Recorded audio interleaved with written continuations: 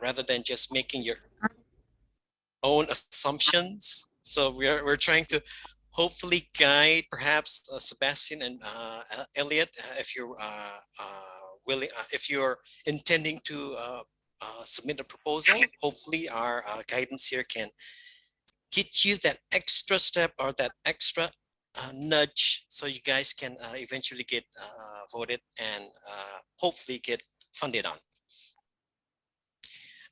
Robert, so would you please assist me in sharing the link that I shared to you regarding the, okay, thank you, Robert.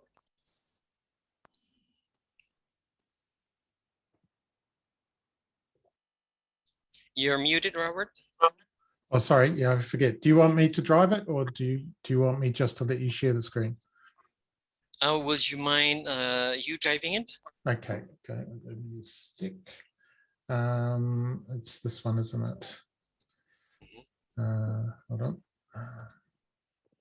Just find it. It's this one here. I think, is that correct? Is that one? That is correct. Okay. Just let me zoom it up. Right, yeah. Good to awesome. Go. Okay. Awesome. Thank you, Robert. So as I mentioned, this is a workshop by the Eastern Town Hall regarding Growth East Asia Grow Cardano Challenge, where we specifically try to help everyone during the insight phase. Next slide, please, Robert. Yep. There you go. Okay. So why do we have this challenge? For, as we all know, that currently the majority, the dominating community in Cardano is mostly leaning heavily towards North America and Europe. The presence of Africa, the presence of South Africa, the presence of East Asia is very, very limited. So this is why we have this challenge. So this is why this challenge is important. So what this challenge is basically about is a call to action to everyone in the community or everyone outside that community that wants to build East Asia. A call to action for the Cardano, the general Cardano community to put focus on East Asia, that we need a proactive approach towards East Asia that helps them to build on Cardano, because we know that Cardano's we could say birthplace is actually in East Asia, specifically in Japan, where a large part of ADA is being held by the Japanese community, but unfortunately, it's just being held. So this is where a call to action holds even more prominence. How can we get those holders to build on Cardano? And although that it has been happening, there hasn't been a specific challenge where people feel comfortable in onboarding themselves and say, this is my space and I know that I belong here. So what is the challenge KPIs? We can't actually call it KPIs. It's more of a general guidance. So the KPIs is what you, Sebastian, or what you, Elliot, make of. So those are your KPIs. Our most specific requirement that we seek from proposals is that they originate or focus on East Asia and include East Asian team members. So for instance, I know you're from Latin America, Sebastian. So if you have a proposal like the one that we've been brainstorming about, that definitely fits in our Grow East Asia, Grow Cardano Challenge. That also goes to you, Elliot, although you're from Tanzania, if I'm not correct. If I'm correct, you could also like find a partner in Indonesia, perhaps, because we are very similar as a country, and in terms of our development and our understanding of Cardano. So here's our guiding questions or retrospective questions on what we, the challenge team, seek of from the participation of our challenge. So these guiding questions, they could also be applicable towards proposers and towards community advisors. Pardon? I'm having a dry mouth moment. I forgot to bring my water, so please bear with me. So these guiding questions, of course, you can find them in our challenge setting, but I've deliberately uh, uh, boiled them down, focused them in, so we have the gist of it. So we're not drowning in how do you call it, in jargon. So we're hopefully everyone here is getting the impact of these questions. So the first question is what we're seeking from participating in Grow East Asia, Grow Cardano is the number of proposals. We would really, because number of proposals means we're getting our message across that Grow East Asia, Grow Cardano is a place for you guys to build. And hopefully, as time goes by, the number of proposals are growing. To my understanding, our first launch of Grow East Asia, Grow Cardano, we had around 54 proposals. Hopefully, by this Fund 9, we can reach more. Another aspect is, although we want numbers, we also hope that in time, quality of those funded proposals can also grow. Though quality is very ambiguous because quality between topics is very different. So for instance, if we were to talk about fintech, how we presume quality in fintech is different.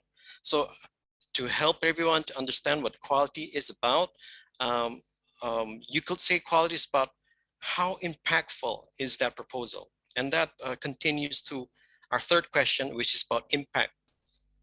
How impactful is this funded proposals? But if you see in brackets, there's also an added information about meeting their KPIs. Although KPIs might not be the proper word, I'm sure Robert can further elaborate on that. But what meeting KPIs it means that you achieve your intended intent of that proposal. And if you achieve all those intended KPIs, then hopefully your project is impactful. The fourth guiding questions that we ask ourselves is the increased participation of East Asia residents across all Cardano ecosystems. Cardano ecosystems here mean Project Catalyst, it means Eastern Townhall, it means community advisors, it means veteran community advisors, and so forth. So with these four questions, there's going to be part two. Why is it applicable towards proposers? Because proposers can also ask themselves, is my proposal increasing participation? Or is my proposal going to be impactful towards East Asia? And again, these retrospective questions also is applicable towards community advisors. They can then ask themselves, did this proposal increase the participation of East Asians and across all Cardano ecosystems? So that's what I meant, that these retrospective questions for ourselves as the challenge team is very much applicable towards proposers and community advisors. Our next slide, please, Robert. Yeah. So thank you, Rob. So this is part two, and the next questions that we ask ourselves is the daily or monthly active wallets. This, as it mentions, coincides with how many active wallets are there in East Asia. And the last question is the increased number of SPOs. For everybody's info, the number of SPOs in East Asia is very limited. So in Indonesia, there are only 3 SPOs. In Philippines, there are 4 SPOs. In Singapore, there are also 3 SPOs, but one of them is actually operated by Indonesian. And other than Japan, the number of SPOs in East Asia is very limited. And as everyone knows, SPO plays a huge role in our creating a Cardano ecosystem that is robust and that is that that that that can maintain itself from external attacks. So besides our retrospective questions regarding the participations, we also have retrospective questions regarding the proposals that are emitted to us. So one of those questions are regarding the nuances that that a specific proposal can give us. For instance, if that proposal is a success, then uh, do we learn something new? Does that proposal shares to us how can we deploy further solutions that are similar or that branch from that initial proposal? So sometimes a proposal just the goal of the proposal is as is. For instance, there are proposals that seek that perhaps only seek to create social media. Although that is good, that it seeks to increase brand awareness, it seeks to increase a channel of communications. Social media, in order to be effective, social media should have a program. For instance, that social media, besides making social media for Cardano in Indonesia, that social media will do them greatly if they were also develop programs. For instance, a workshop regarding about what is Cardano or what is Project Catalyst. So then we can see how that social media project actually impacts the growth of Cardano. Another questions that we asked of our proposals is the novelty and appropriateness. I'll first address appropriateness is because from each nation in East Asia, there's lots of nations, Japan, Indonesia, Singapore, Philippines, they all have their own nuances. They all have their own cultural, which dictates, yes, I could say dictates what is acceptable. And that's something that a proposer must be aware of, that perhaps a certain type of language or certain type of approach in the Western Hemisphere is not appropriate for the Eastern Hemisphere. And regarding novelty, novelty is more of how can we create a proposal that is that has not yet existed in Grow East Asia, Grow Cardano. So how can we do that? We can just easily look at our proposal category in the Cardano idea scale. The third question that we asked of proposals is whether your proposal is actually improving the life of people using Cardano in East Asia. Again, this is similar to what as the question in regarding participation. It's very ambiguous. It depends on what type of proposal you are submitting. But as long as it improves the lives in terms of perhaps growing knowledge, perhaps they could actually use the dApps that changes their lives, or anything else in between. But for me particularly, if I were to be biased, the current situation of East Asia, what they most really need is education, education, and education. Then after education, then after they have an understanding of what Cardano is, of what Cardano can do, of what you can receive from Cardano, like being a CA, being a VCA, then we could get onto dApps. That's my bias opinion. So so whenever I see a proposal that's about education, to be honest, I'm gonna go 200% supporting that proposal. But that's only me. You do have to take note that we're decentralized. I am not representing the opinion I just said. That does not represent what my team members or whoever else as a CA. They might have their own school of thought. Next slide, please, Robert. The last two questions that we asked of the proposals in this challenge is the social and environmental impact. It'll be really great if we were have to environmental impact and social impact, but One note that I would like to convey is regarding these questions are not, as I mentioned, this whole challenge is open-ended. So these questions are more guiding. They're not to suffocate you. So your proposals doesn't have to have the social environmental impact, but if you were to have them, they would further increase your possibility of getting funded and voted on. And the last guiding question is sustainability of proposals beyond the scope of Catalyst. So this means is how can your proposal sustain itself? I think this is a existential question that is throughout our community. How can a proposer be sustainable?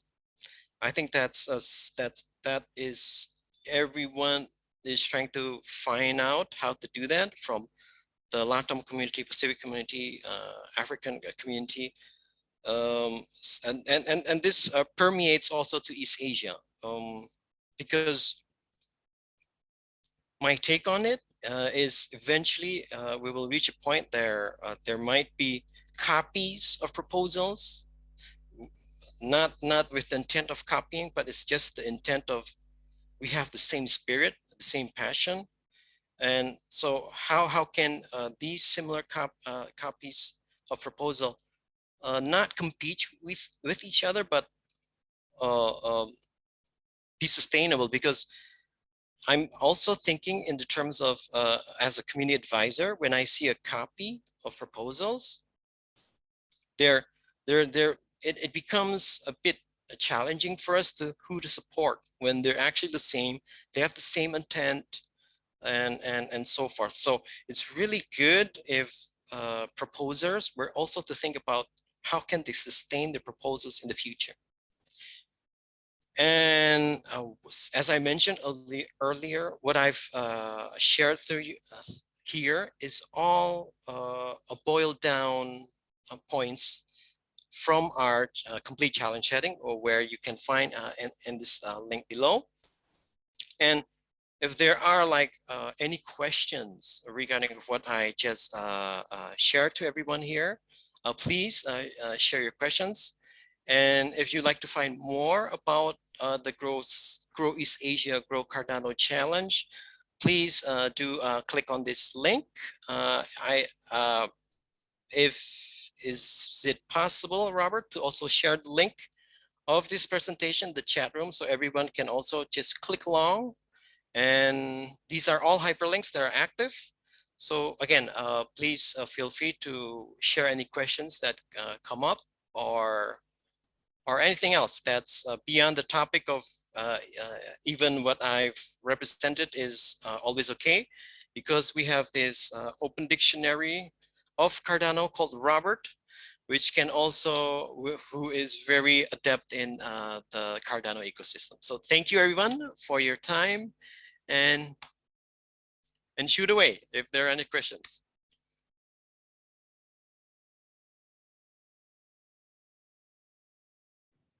Thank you, Jan. That's really good. Anyone's got any questions or anything? I'll share the link to that presentation. I just couldn't do it with the screen sharing on, so just give us a sec. Just get that done. The link.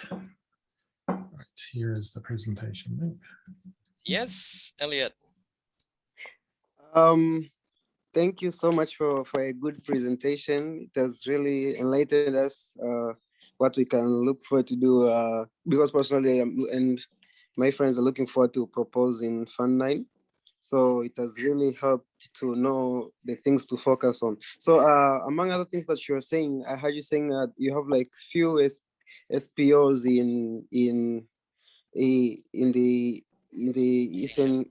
East Asia, yeah, and I would think, I don't know if I've ever had one in East Africa, probably, or even in Africa. So far, so good with my, I don't know, experience. So I was wondering, do we have somebody who can help us to understand that, how it operates and see the benefits. Could we have a session on that, or could we put on a proposal that could also support that? Something we could have, it could help probably us, but also it could help probably others who might come after us to learn and know how it operates and how they can get in. Good question, Yes. Elliot. Regarding that, that is actually an insight for us that we will take in because you mentioned to create a workshop regarding SPOs. So we haven't had many inquiries about that, but since you mentioned that will definitely be on our plate to consider. Regarding who can help you, it's probably fellow SPOs. So in Africa, like to my understanding, WADA has an SPO, to my understanding.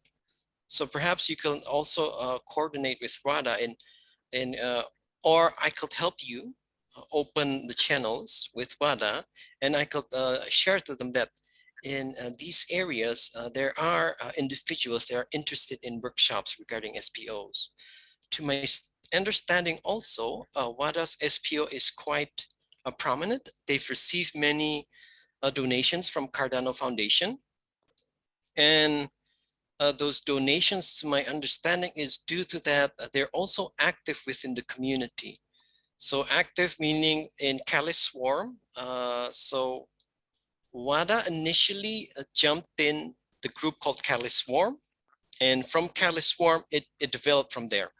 So Kali Swarm is headed by a person from Elix. He's a person with 1,000,010 ideas, and from that initial step, from hearing from the community, from the African community, that I'm assuming they probably asked the same question that you asked. They eventually made WADA.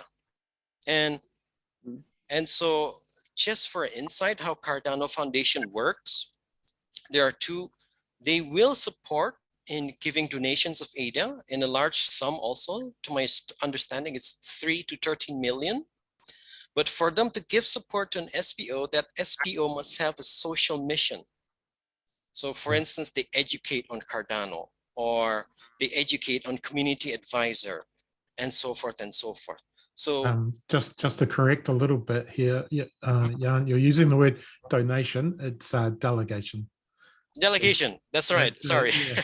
So it means a different thing. They delegate to a stake pool. They don't donate the funds, but through the delegation, you can start to earn revenue from being able to produce blocks. Okay, thank you so much.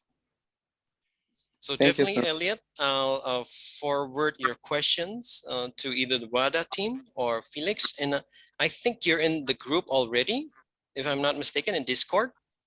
Yes, in the Eastern Townhall one. Okay, I'll contact you there. Okay. So we'll bridge bridges over there. Okay, thank you. Okay, you're welcome. Anne, you had a question. Hi. Hello. Thank you very much for that. We in the Eastern Hemisphere of Africa, which is a very large continent, have to always try and help the world to understand the size of Africa. And so even the way Africa is drawn on the world map, I have heard that it's not representative of its size. True. So we do cross time zones when it comes to being in Africa, and we do cross time zones. The Western time zone and the Eastern time zone are quite different. So I'm wondering whether you're asking yourselves what we're doing here as Africans, and whether you would like that question answered. Because otherwise we would be in WADA. You know, so WADA is a space that is centralized Africa. Eastern Townhall is more decentralized towards us, and we keep saying that, than in terms of regionally and hemisphere-wise. And so if we are going to grow a base on this end of the world, we are more in line with Malaysians, Indians, Madagascans, the Eastern people. The Indians are our people. Like the Indians are part of our sub-tribe in Kenya. And so, and I'll give an example. I once went to Zimbabwe and there was no Indian music in the shops. And I thought something was missing. I did not understand what was missing until I came back to Kenya and I realized it was the Indian flavor that we have here. So East Africa is very connected to the Eastern region, and it is culturally and socially very, very aligned in terms of even personality. West Africans are very different in terms of their personality. They're quite outgoing, very aggressive. Eastern Africans are more like the Bowie types. We are more like Japanese. We are more like quiet. We walk stealthily. We walk quietly. We're not loud. And so we get swallowed by West Africans. And so when we come here, we feel safer. And I'm not saying that there's anything wrong between East Africans and West Africans. We're just really different. And so what are we doing here? We feel safer here. We feel comfortable here. Our time zone matches. And so we are here, but I'm starting to feel like a sore thumb, like I'm sticking out in this Eastern Town Hall because I'm thinking, am I a fraud? Have I come in here? Am I sneaking here? Am I really welcome here? Am I allowed here? Because I'm kind of in the wrong sort of place that I should be with my Africans in the African side of things. But African side of things are in the Western side of Africa, which is very different from the Eastern side of Africa. So I'm fascinated by what you have said about collaborating with Indonesians. I could immediately see myself creating a proposal for Malaysia. Immediately, I saw how to do that. And I struggle to think about how to create a proposal for Cameroon, for example, because first of all, we don't even speak English. And they're Francophone and they're also English, but they're far away. They're far away. They're culturally very different. But if I think of a Malaysian or a Japanese, I don't know, or a Chinese, I kind of feel more comfortable working that way. So it's a strange conundrum that we are in with the black-skinned people who are in the Eastern Hemisphere, because we kind of are feeling a bit associated with the East, yet we are really being thrown to the West. And in the West, it's where the Americans are, it's central. Exactly what your first slide said, that there are people who feel left out because of the way it's aligned towards the Western Hemisphere. You said that in your first slide when you introduced the feeling of people feeling at home. And so as East Africans, we are kind of trying to find a position and to decentralize ourselves a little bit more from the centralized Africa, which is now defined as a West African thing. And then they come in and they say, oh, we are part of Africa. And it's hard to associate. Just this morning, I was watching a video of a Nigerian really struggling in Kenya. We don't eat the same food. We don't talk the same way. We don't drive on the same side. We are very, very different. And so Nigeria and Kenya are like night and day. We are black-skinned, but we are very different. So I don't want to belabor this, but I just want to say that, is it possible for us to find a space in the Eastern Town Hall as Africans? That's my question, because honestly, if it goes to the Western side, I'm dropping out. I will not be able to do night meetings. I won't be able to do night meetings. I will not be able to do the American thing. We cannot do the American thing because we are, Robert, I respect you a lot for being here at this time and thank you very much. But it's hard for me to do night meetings and to be around late at night. So this for me is very comfortable and very easy to come to. It's a smaller unit. It's more, my English is understood, I think. I'm in a space where I feel a bit more at home here. So when we are told go to WADA, already it's called Western African Decentralized Alliance. Western African. We are Eastern Africans with a very different culture. So help us to know how to navigate that rather than just tell us go to WADA. Because in WADA, we feel lost. WADA is huge, it's old, it's older. We don't know the people there, they've been around for so long. Many of the people in WADA do not live in Africa, actually. They live in Western countries. We are here in Africa. So we are asking for a small space here, and I'm excited to even think about collaborating with Eastern Asian idea. We all our products come from East Asia. We hardly have anything from America. We hardly import anything from America. Everything, our imports are Korean, Japanese. Our trade routes are really with the Eastern. We drink tea. This is one of the things that's a culture shock for a Nigerian. We are very comfortable drinking tea throughout the day. We're the tea drinkers. So we are very much like Ceylon. We are very much like that. We're very much like India. Just now I've had tea with tea masala. That's a very Indian thing. That's what I have to take every morning. So sorry to belabor and sorry to stay long discussing this, but I feel like maybe it needs to be said so that we can be understood what we're doing here. Thank you. I love that, Anne. I really do. Yeah. Please labor some more. That's yeah. I think I personally try to tell people that the African continent is huge. Don't assume they're all one people. Is one thing, and absolutely, yeah, in terms of like SPOs, which was where the sort of question for Evans sort of came from. Yeah, there's definitely space to build out. I hadn't actually really thought about the idea of material and stuff to help SPOs out, Evans. The other thing too, Jan, I was really interested by your comment about education that you talked about within the challenge set in there. That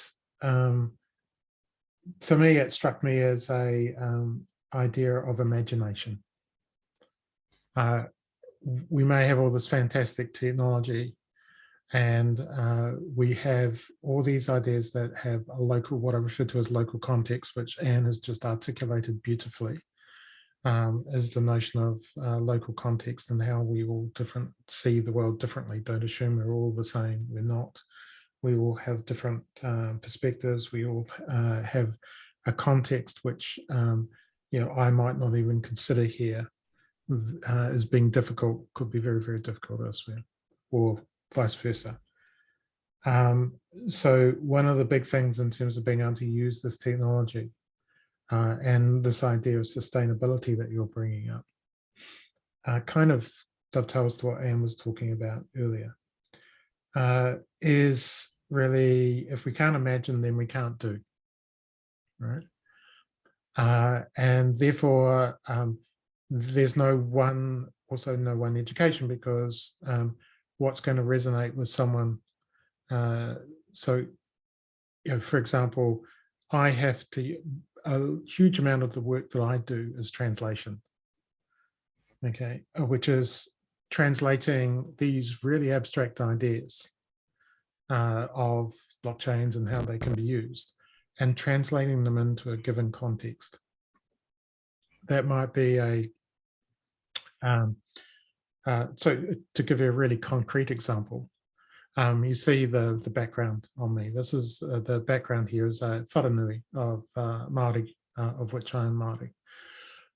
It is actually the Treaty House up in the north of the country, which is where the Treaty of Waitangi was signed. Now,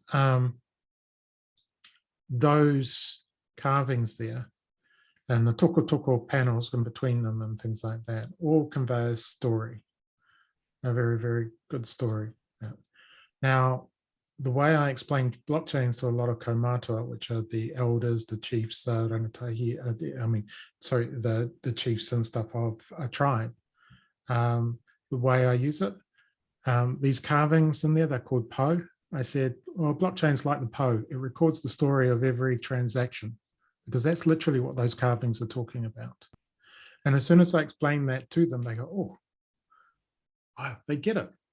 They really get it. And the times that I've sort of said it, they've actually got quite excited, because they can totally understand how the stories are captured in material. In this case, and I just said, well, in this case here, instead of wood, we've got the material as a digital environment. And they really, really get that. Okay? And once I get that sort of understanding, I can then build upon it.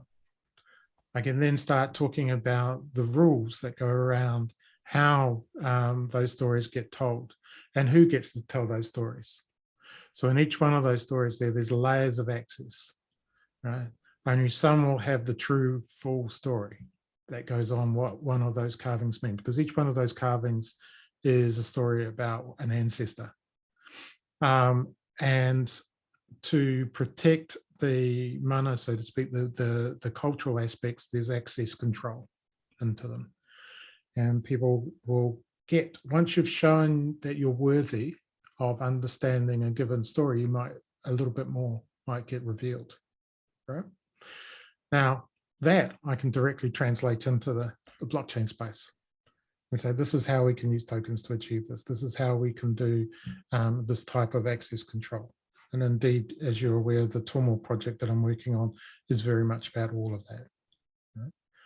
Right? So my point to what Anne was talking about is, and your broader question around education and then obviously into sustainability, is that education is that translation exercise. Take the local context, figure out how to translate it in a way that those people can understand, use it, embrace it, extend it, and therefore imagine new solutions. And that to me is quite valuable.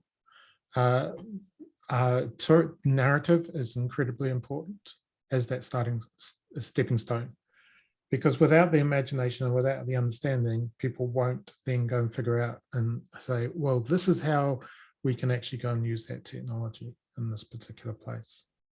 Okay. So the idea of doing some work around SPOs and things like that within, say, East Africa, or across jointly across Indonesia, Malaysia, those sort of areas, and East Africa would be great as a type of example that could go into this challenge environment. Yeah. So thank you, Anne. I really enjoyed your rant. I did, really did. I kind of needed to do that because it's hard for people to understand exactly how different we are. And I was watching this Nigerian woman this morning, actually.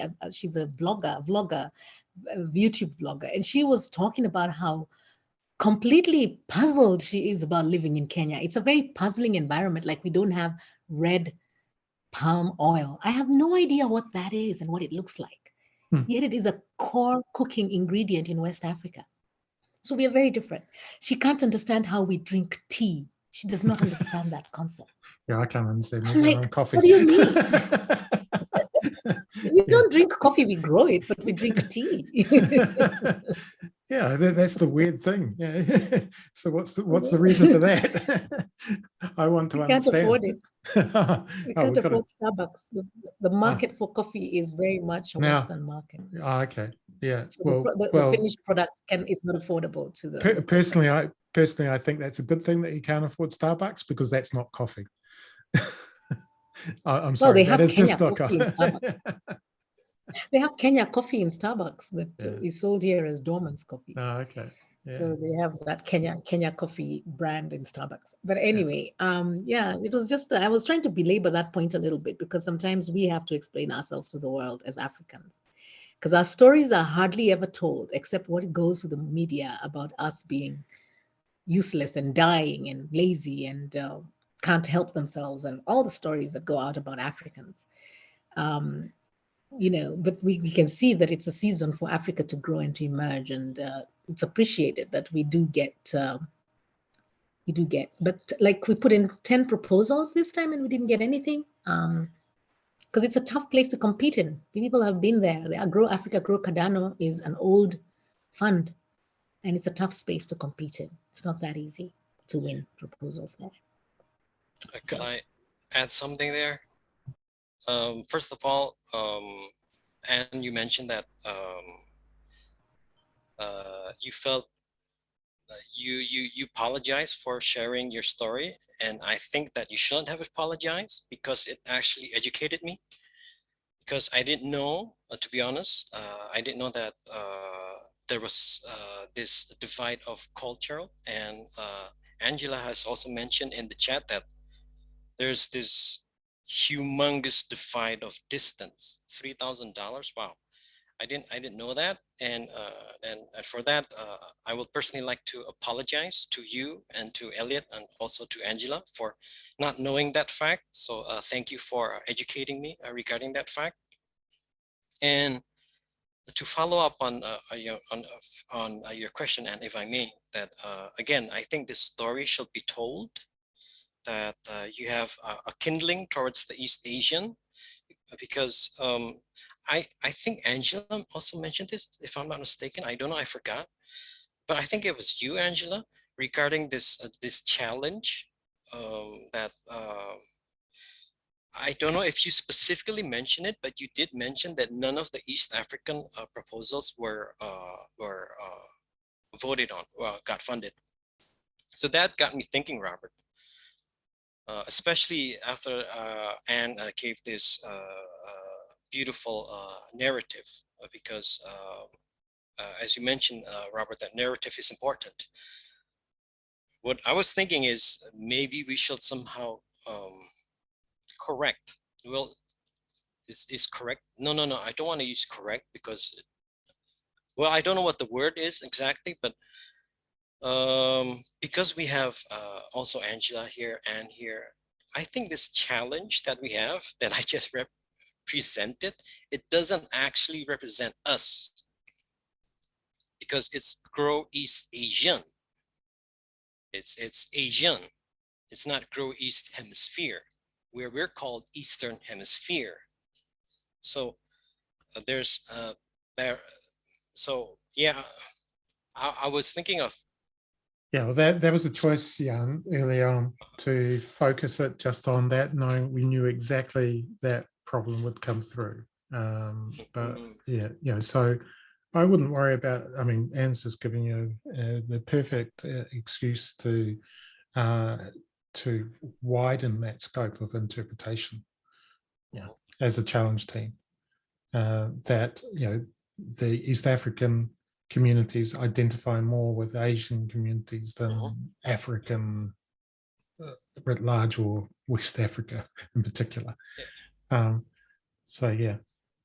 But a question comes up, if I may convey this to Anne, Elliot, and Angela. If there's this scenario that a Grow East Hemisphere, Grow Cardano comes up, naively borrowing your narrative, where East Africa is more a kindred towards East Asian, if that's the right word. Just to sorry, I know I opened up a sensitive discussion, but we can be free about it. We are not feeling bad at all by being identified as Africans. At least there is a Grow Africa Cardano project, and that's a good one. But if you look at the way Africa is regionalized, we have North Africa, and North Africa is regionalized more Arabic. Okay, so like, for example, I work with Microsoft, and Microsoft does not look at us as Kenya. They look at us as, they say, Middle Eastern Africa. That's how we are categorized by Microsoft. So we get lumped together with the Eastern. We are always thrown towards the Eastern side of things, because North Africa is more to do with the Arab world. And then you come to the West Africa, which is typically very, very African, like the drum beats and all the dancing and everything. That is very African core in the middle. So middle of Africa towards the West is where you have the animistic African, south of Sahara African person. Then you come to the southern side of Africa, which is very different. It's got Namibia, it's got South Africa, it's got, so that's a whole other region, and a little bit of Tanzania is there as well. Then you come to the Eastern African side, where you have Ethiopia, you have Kenya, you have some countries there like Somalia, that are pretty different from the very West African side of things. So as Angela is telling you, if for me to go to Ghana costs more than to go to London. Cost me the same to go to Ghana as it cost me to go to Australia. It cost me exactly the same amount of money. Now, I don't know about the distance, but so you can see what I'm trying to say is that I don't know whether it would be a hemisphere issue, but it would be that East Africa kind of goes in there, I think, in that East Asia thing. But I don't know, because East Asia is also very large. So if you say Eastern Hemisphere, then it becomes another story. But then again, what is Australia doing here? What is New Zealand doing here? You know, Australia is not Eastern Asia. Neither is New Zealand Eastern Asia. So what's the question we're answering? We're answering a question about a hemisphere, really. You know, like they've had to have a Pacific town hall. So there is something there for that conversation. So it's not just about the Africans, it's also about the Australians, it's also about the New Zealanders, it's also about the East Africans, it's about you know, a whole bunch of people. I think even the Middle East people would probably fall here, the Arabs and the Dubai people. They're quite formidable, the Middle Eastern people. So there's quite a group of people on this side. There's Chinese people, you know. So I don't know.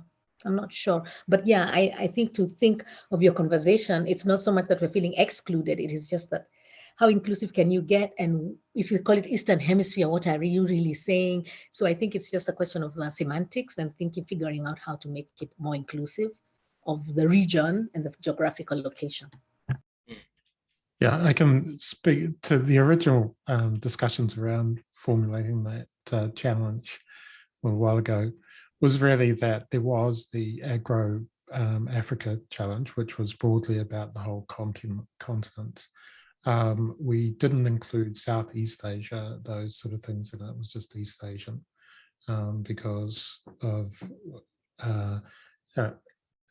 it was really just down to a choice of semantics, as you say, and what voters and people within the ecosystem at that time would understand, right?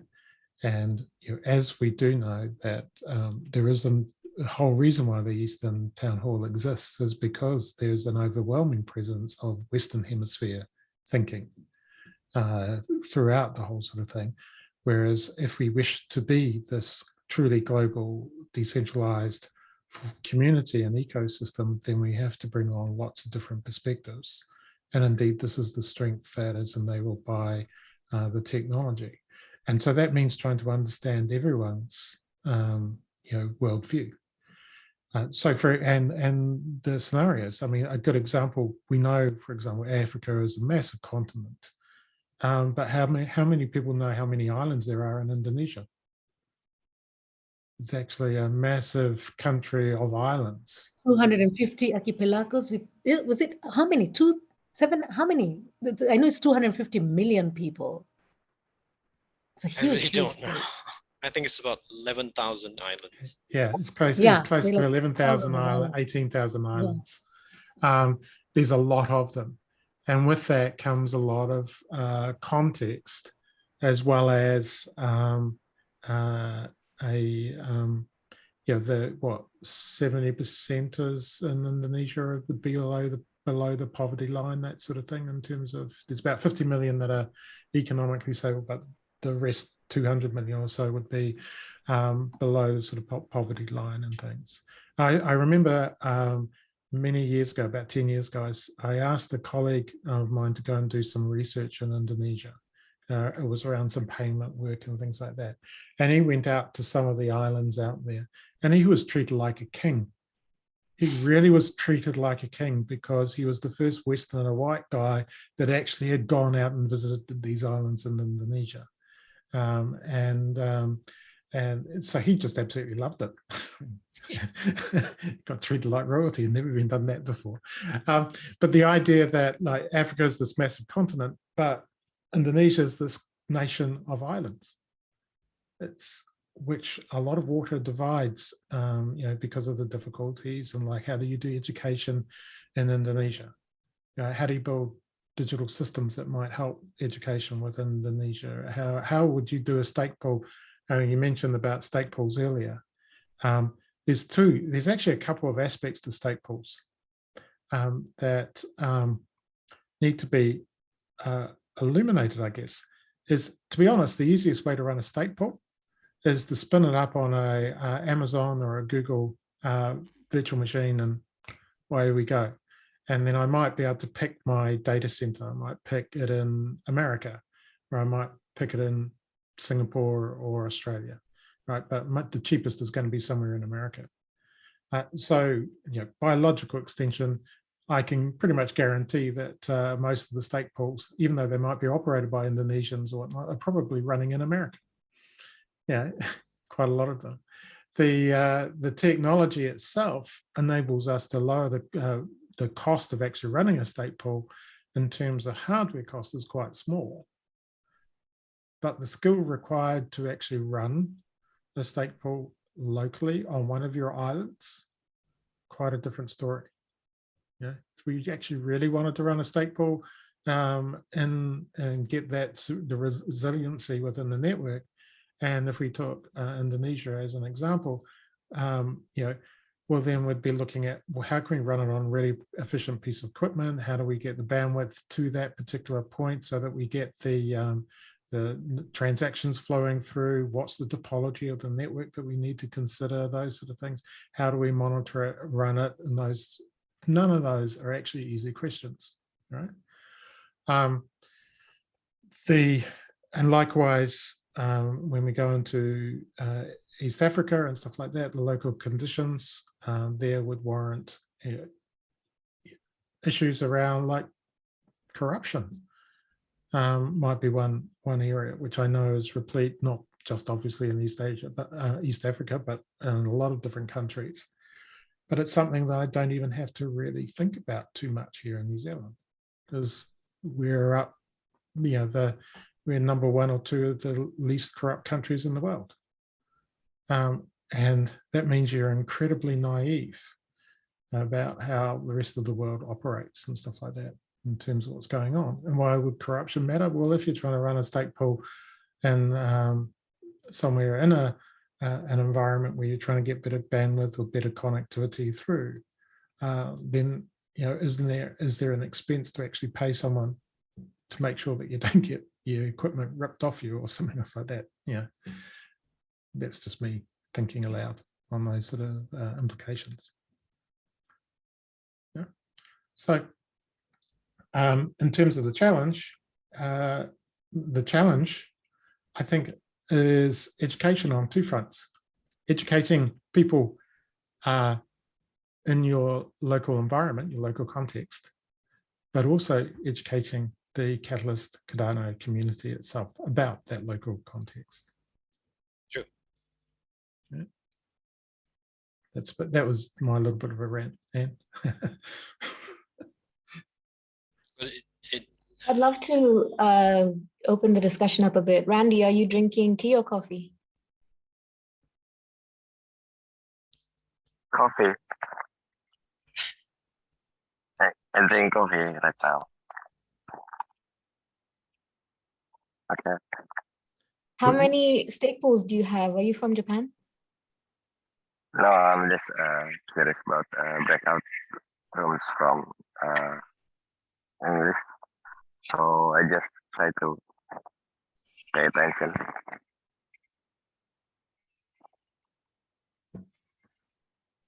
So Randy is from Indonesia, actually.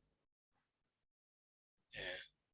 So this big, humongous logo you see behind him, it's a logo of a exchange in Indonesia. Yeah, so I've brought in him to understand more about Cardano community, and I don't know, perhaps we could have some form of collaboration with Randy and Triff. So yeah, I'm still really reeling from the enlightenment that Anne has gave to me regarding these differences between Eastern and Western Africa. Am I allowed to give a hard question, Angela? Elliot? Okay. So, for instance, in this perfect scenario, we were able to accommodate the Eastern Africans under the narrative that Anne has shared. How will the Western Africans feel about that? I'm really interested. Is this divide more of a cultural divide, more of a divide from a distance divide, or is there some other divide that I'm not familiar with? If that's okay, if it's not too much of a hard question, because would No, you it's educate me? it's a lot to do with the distance. It's a lot to do with the distance. But there's also things like language spoken and country colonized, and there's quite a bit. There's quite a bit, and so we're not fighting. We have no issues with each other, but it is very, very far away. I've been blessed to be able to travel a large amount of Asia. I've never been to West Africa. I could have chosen to go to West Africa, but I haven't had that opportunity because A, it's so expensive, B, it's so far away. And so I'm not as familiar. However, I'm pretty comfortable in Singapore. I've lived in Australia. I've spent a large amount of time in Dubai. So we're not fighting with West Africa. We're not against West Africa. We do not vote against, we fully support West Africa. But asking us to collaborate as people on the ground,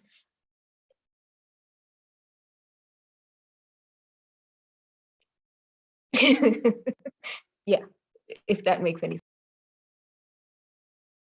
Thank you, Angela. I get it. I get it.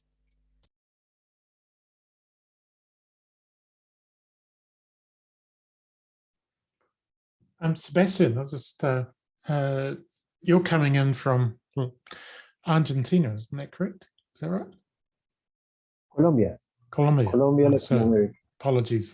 Yeah, Colombia. Yeah, I No couldn't problem. remember. Yeah. And you would find a similar sort of thing across the South American continent as well, wouldn't you? The disparity in cultural backgrounds, understanding, those sort of course. things.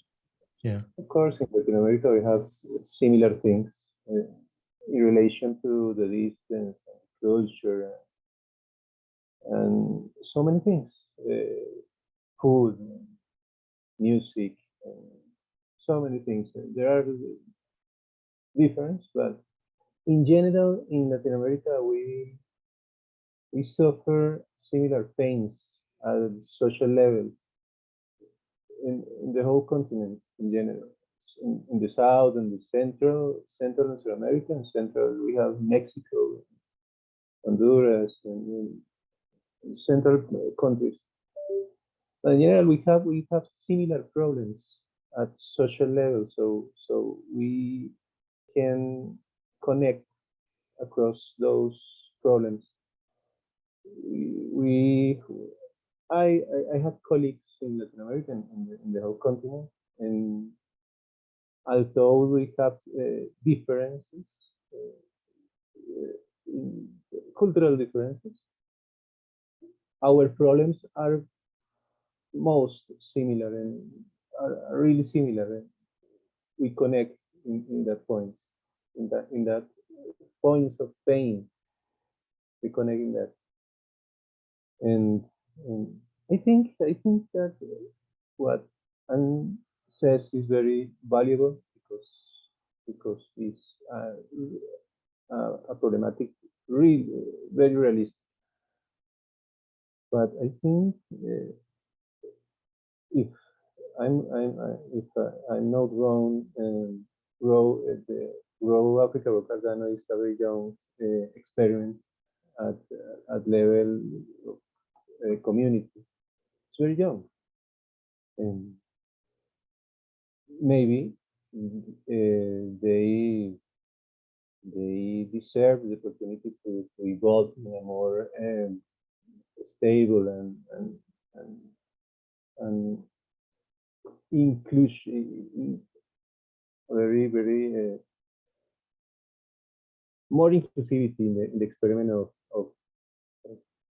of the Go applicable Cardano.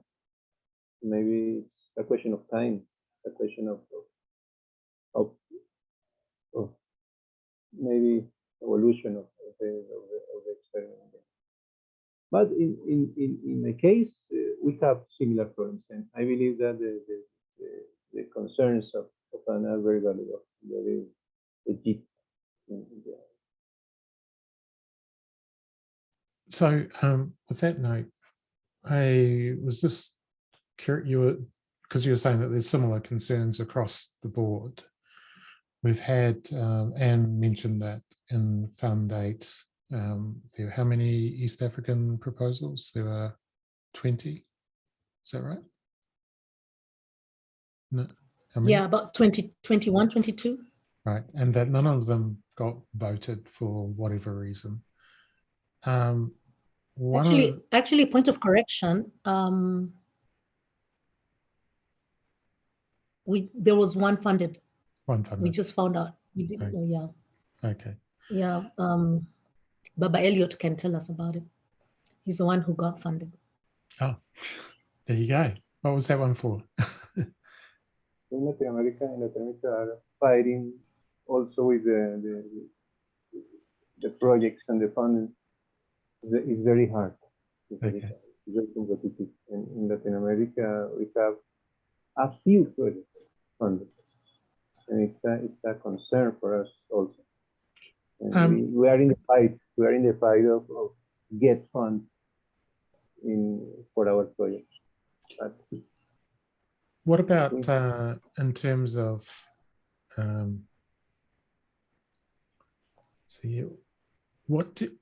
two questions? There's two questions here. Well, actually three. I'll have three questions for everyone in the room.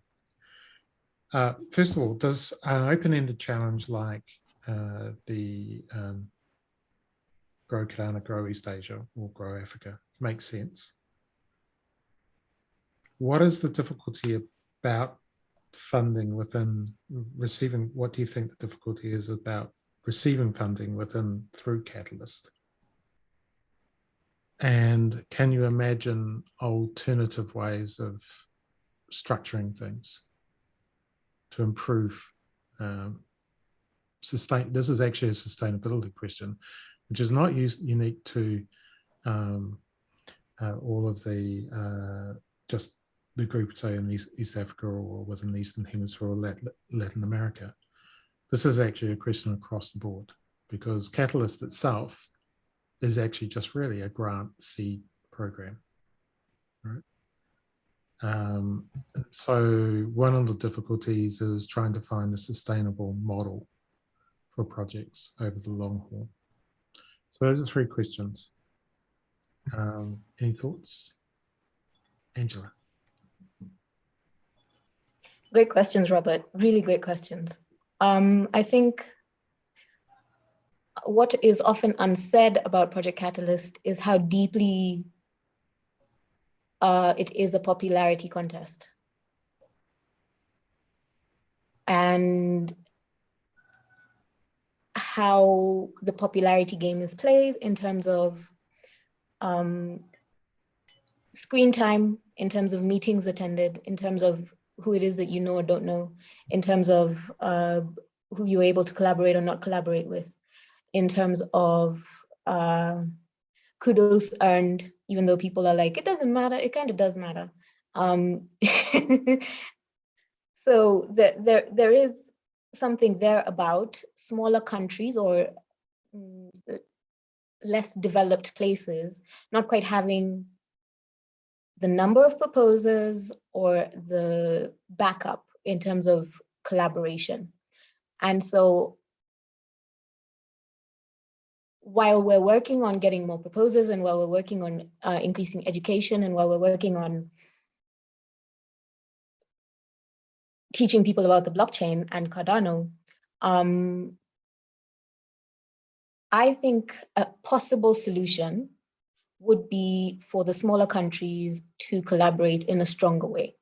I think there's an opportunity for a collaboration between East and West Africa, South America, and Asia in terms of uh, 40 kudos given, 40 kudos received sort of situation, or not necessarily that it's about a number, but the kudos system, I think, would be interesting. I think, secondly, that there could be a possibility of not just grow Africa, grow East Asia, and grow South America. There could, or LATAM, there could also be a new challenge that is all about non-English speaking countries that is ongoing. Just as an idea, we could collaborate and propose as basically the bigger three bodies, but also just to make sure that there's always something there, even if it's not necessarily a large fund.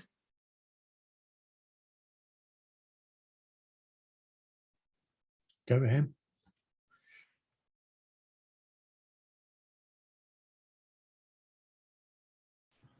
I can go. Did you say yeah? Yeah. Go. Yeah, I kind of agree with what Angela was saying about the popularity contest and how exhausting that can be for an individual who is a bit small and not known, but has a passion. You talked about passion. You come in with passion. You come in with ideas. You come in with thinking about how you can solve a problem in your country. But then you come in and then you find you're kind of like in a shark tank of some kind, and you're not sure how you're swimming in this shark tank and what your role is supposed to be in this tank. And I have watched some interesting altercations happen even in this town hall, where people come in and they swoop in and they have a fight. And then they leave us here, and we're like, what were they fighting about? What was that all about? There seems to be some competition going on somewhere, and people know what they're coming for. People seem to know why they're here, and they show up and then they disappear, and then we're here still thinking that we're changing the world, or we're teaching people about blockchain, and there could be other things going on in the background. So just that not understanding, a new person not quite understanding where they fit in this ecosystem, makes it more difficult for new people to join in. I've tried to bring in people, and I have seen that they kind of come and they're not sure where they fit in and what to do. So I don't know how we can improve inclusivity. And I think this inclusion, I think it has to do with decentralization rather than centralization. So when you have a more centralized way of looking at things, you keep bringing the block becomes bigger and bigger and bigger. And then it becomes more political. The bigger it is, the more political it is. The more decentralized it is, the more democratic space there is. Like here, I would never bring up this conversation in Western Town Hall, ever. I would never open my mouth and say something like this in Western Town Hall, because it's a much bigger space. I feel less safe there. I'm not sure whether I'm okay there. But if I come here, it's a more decentralized place where I feel a bit more of a community. I feel more of a I can say my name, and I can be known for who I am, and I come from a little country in Africa, Eastern Africa, in the corner of something, So I have space there. So I think moving towards decentralization rather than centralization, so that if you say you're going to fund Africa, then you take that 500,000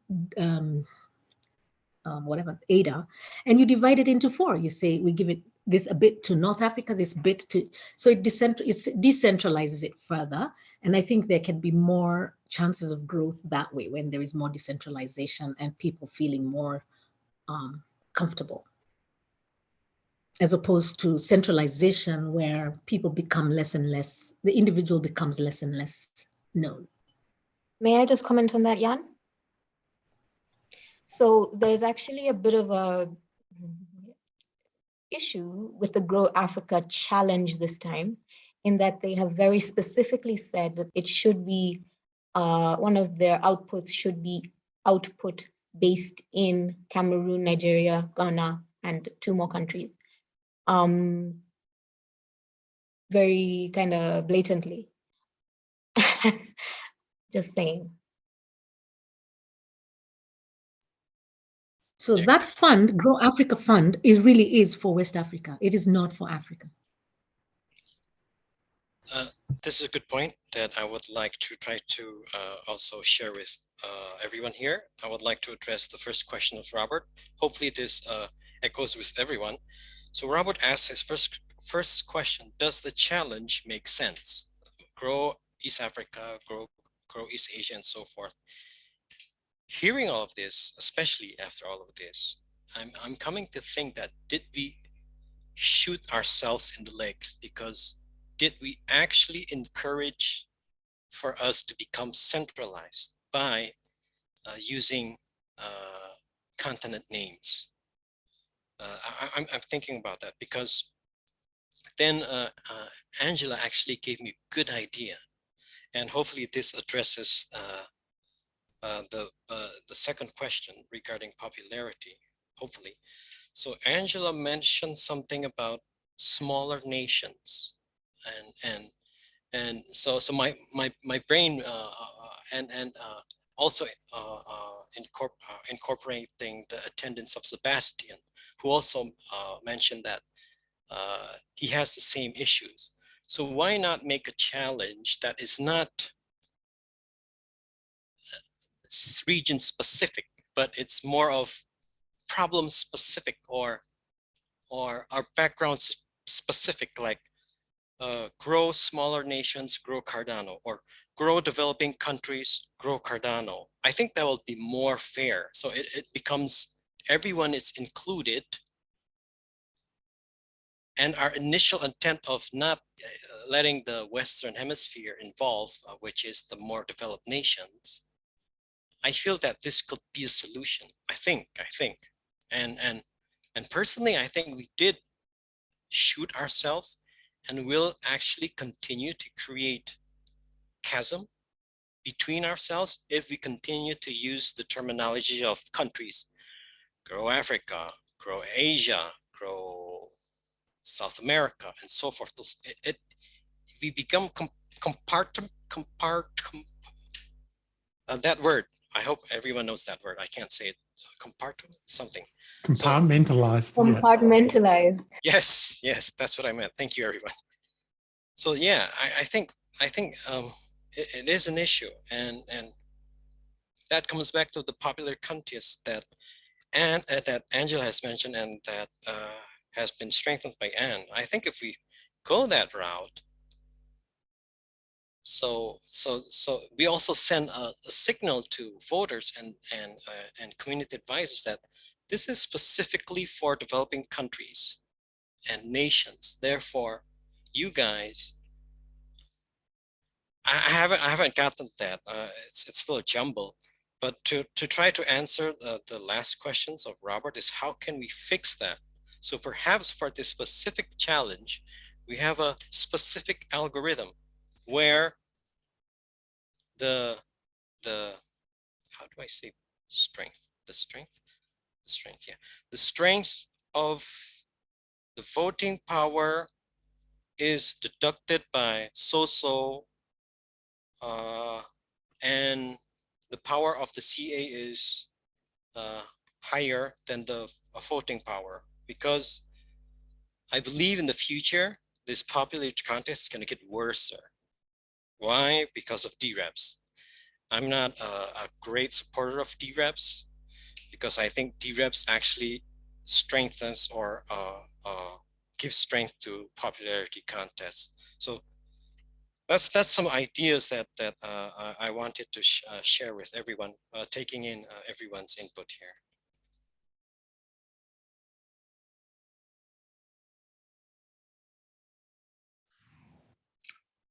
Anyone else?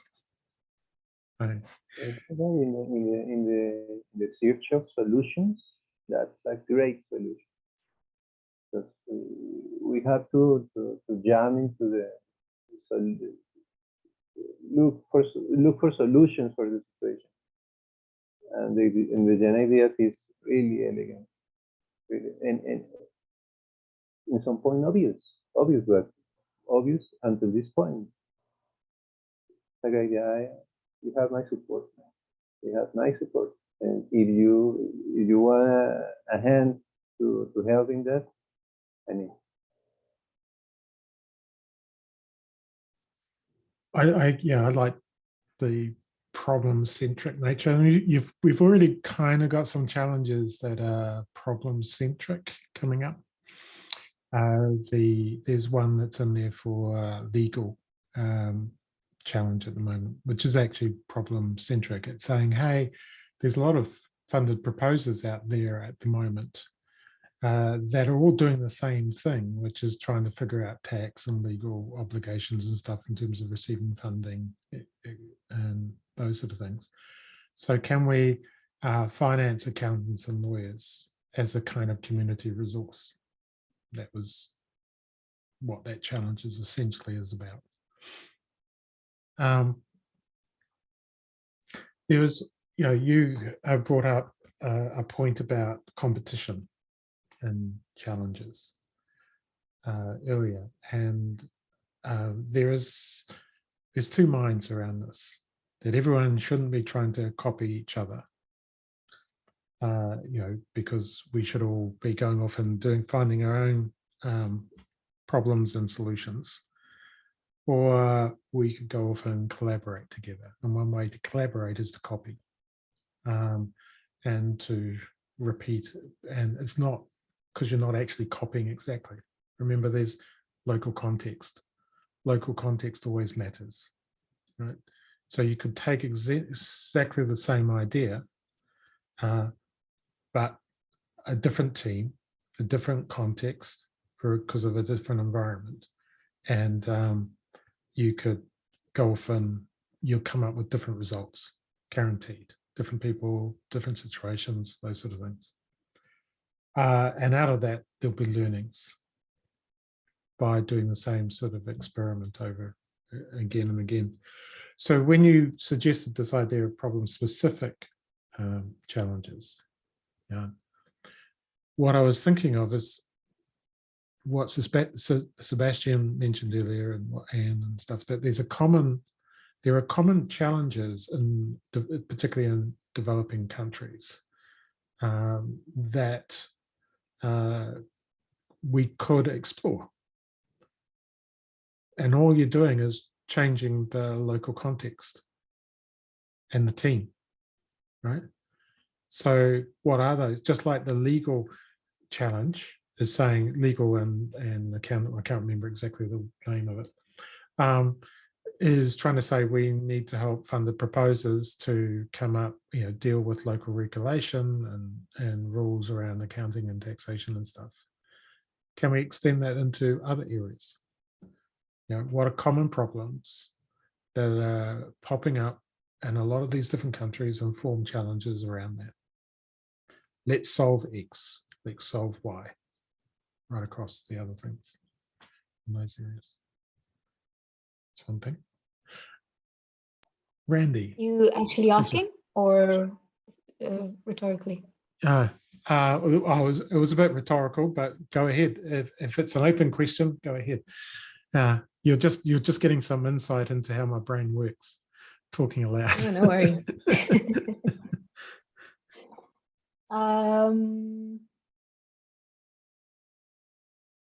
As we all know, onboarding is a serious issue. And onboarding is a serious issue across the different developing nations. That could be pretty easy, as it has already been, gone into. There is, as you were saying, the legal, which is someone else's. Whose challenge is that? Nation building dApps. That's also WADA's, isn't it? I think it's WADA's. Well, nation building? I don't think so. Nation building is WADA's, yeah. Or these are the challenges. what's his name?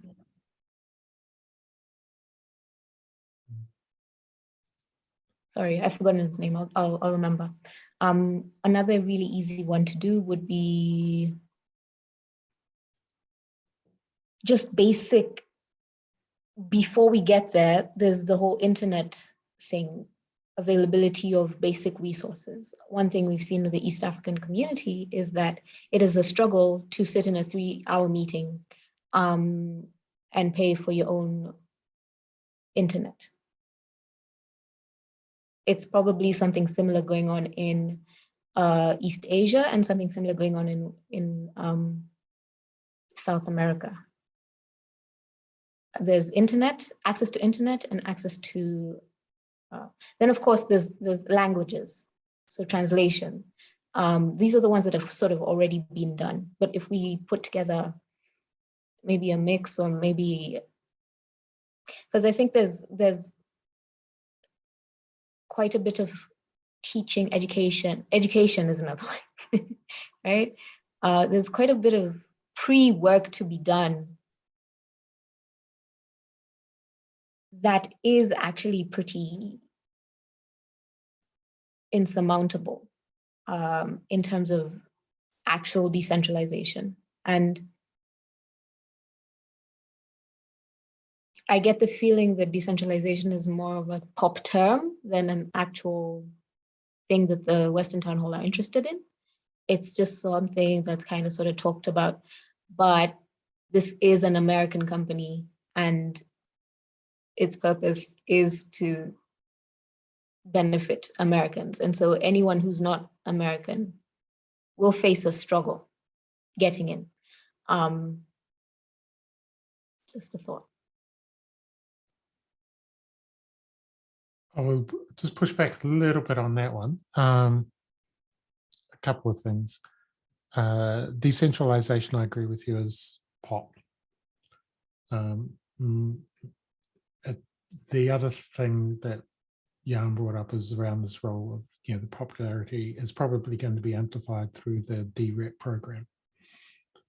And to Anne's earlier point about the answer being more decentralized.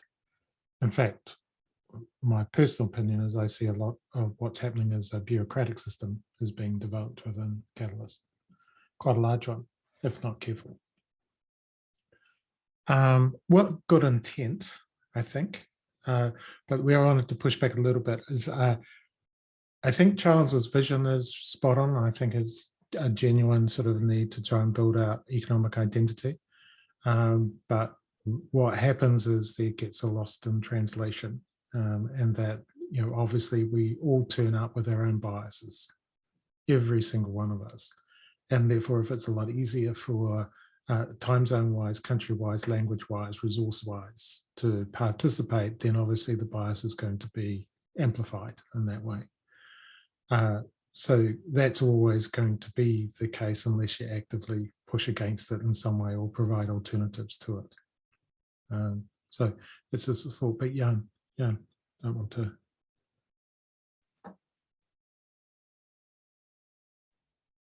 Sorry? You had your hand up. I didn't, sorry. Oh, okay. It was my mistake. Yeah, okay. Yeah. But I wanted to also just, I don't know, I might try and give a little bit of thought about what decentralization is, just for a little bit, because I think it's actually really quite important. The general notion of being centralized versus being decentralized. It's never one or the other. It's always somewhere in between. Sometimes being centralized is good, sometimes being decentralized is good, bad and good, and vice versa, bad. What does it mean? It fundamentally means control. It's a discussion about control and where information flows, right? So typically, it happens at lots of different levels. So if you look at the Cardano architecture itself, it takes this notion of decentralization quite seriously. To give you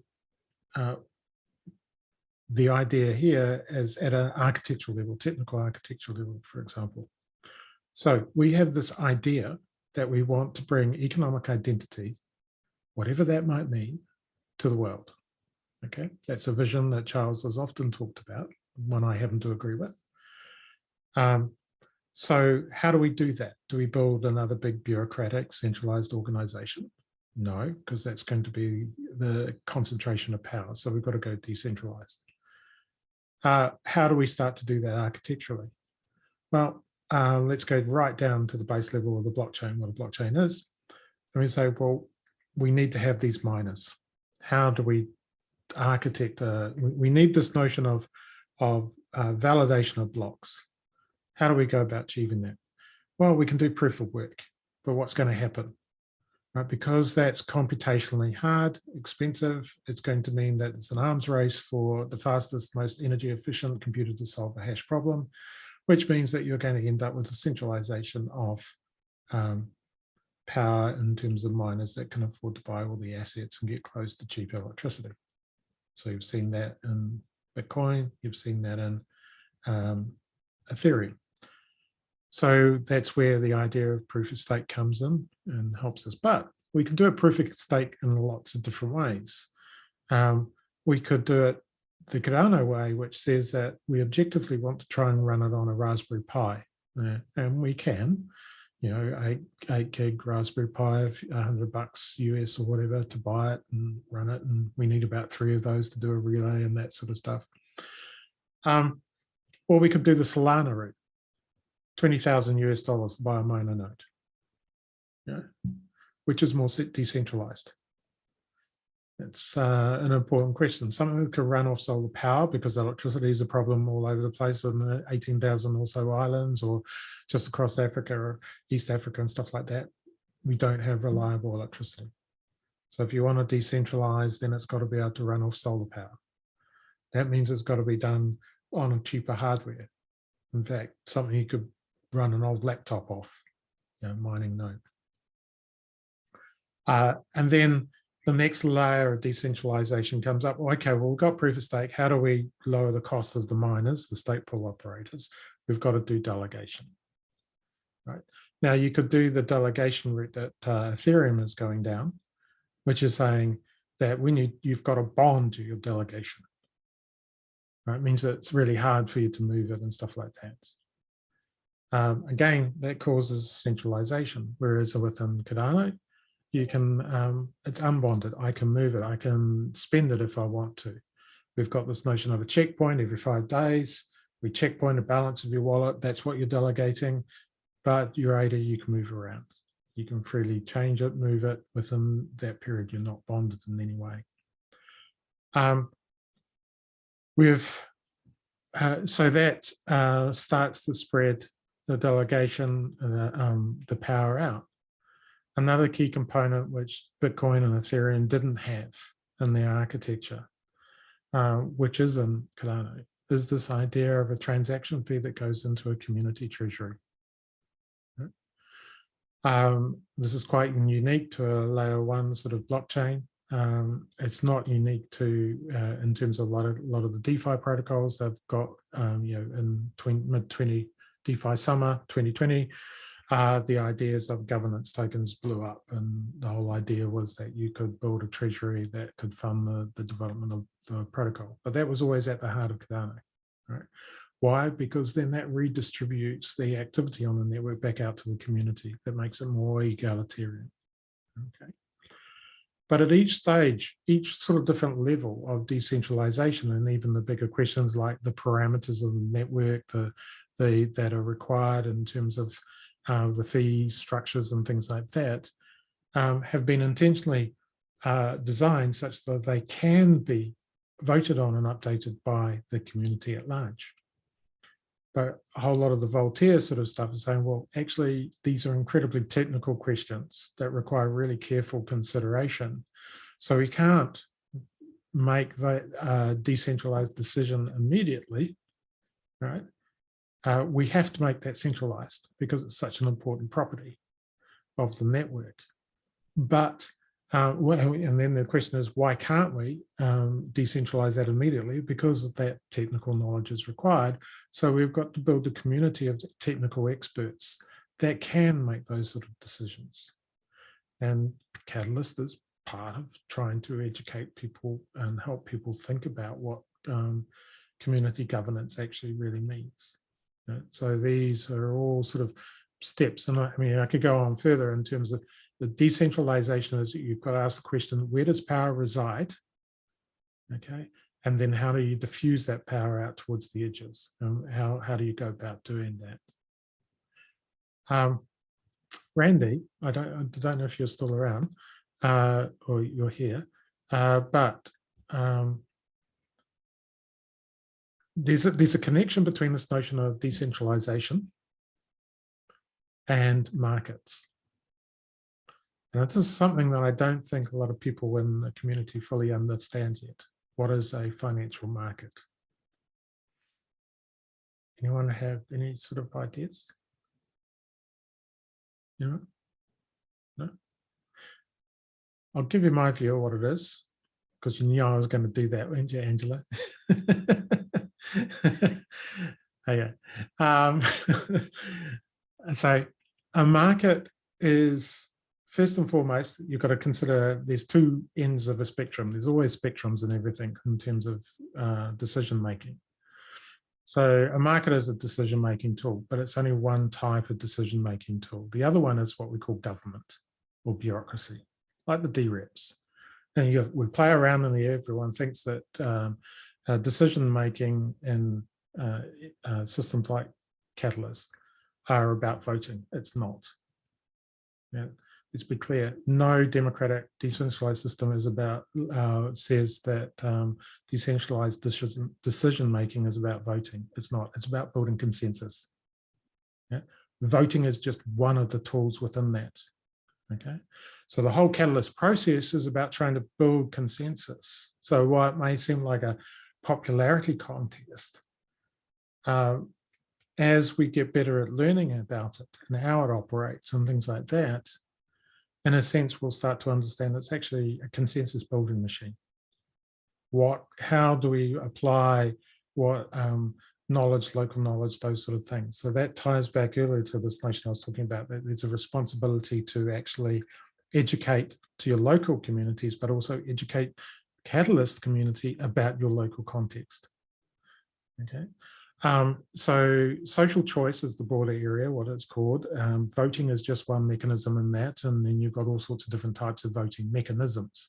So in the case of Catalyst, we have an approval voting system to basically rank proposals. Right. That's about one of the closest we can get to as being relatively fair and in terms of the current situation that we've got. Okay, it's still plutocratic. You have more say if you've got more ADA in your wallet. Okay, so there's a proposal for a project that's funded to try and do quadratic voting, which tries to smooth that out so the influence of the whales is less. Okay, that's an important sort of work. However, it does have some serious problems to do with collusion. Okay, that have not been resolved yet. But that's getting closer to the idea of markets and what markets are, which was my original statement. Markets, instead of having a centralized sort of hierarchy and bureaucracy, market assumes independent actors, so-called rational actors. We won't get into the question of whether they're rational or not, but let's just say they are at the moment. And that they're acting independently on information that they've got available to them and making choices, and they coordinate and build consensus through something called the price mechanism. Okay, so fundamentally markets are a decentralized computational system. Okay, most people, however, will think of markets as just about trading and betting and finance. That is not what a market is. That's just one type of market. There's lots of others.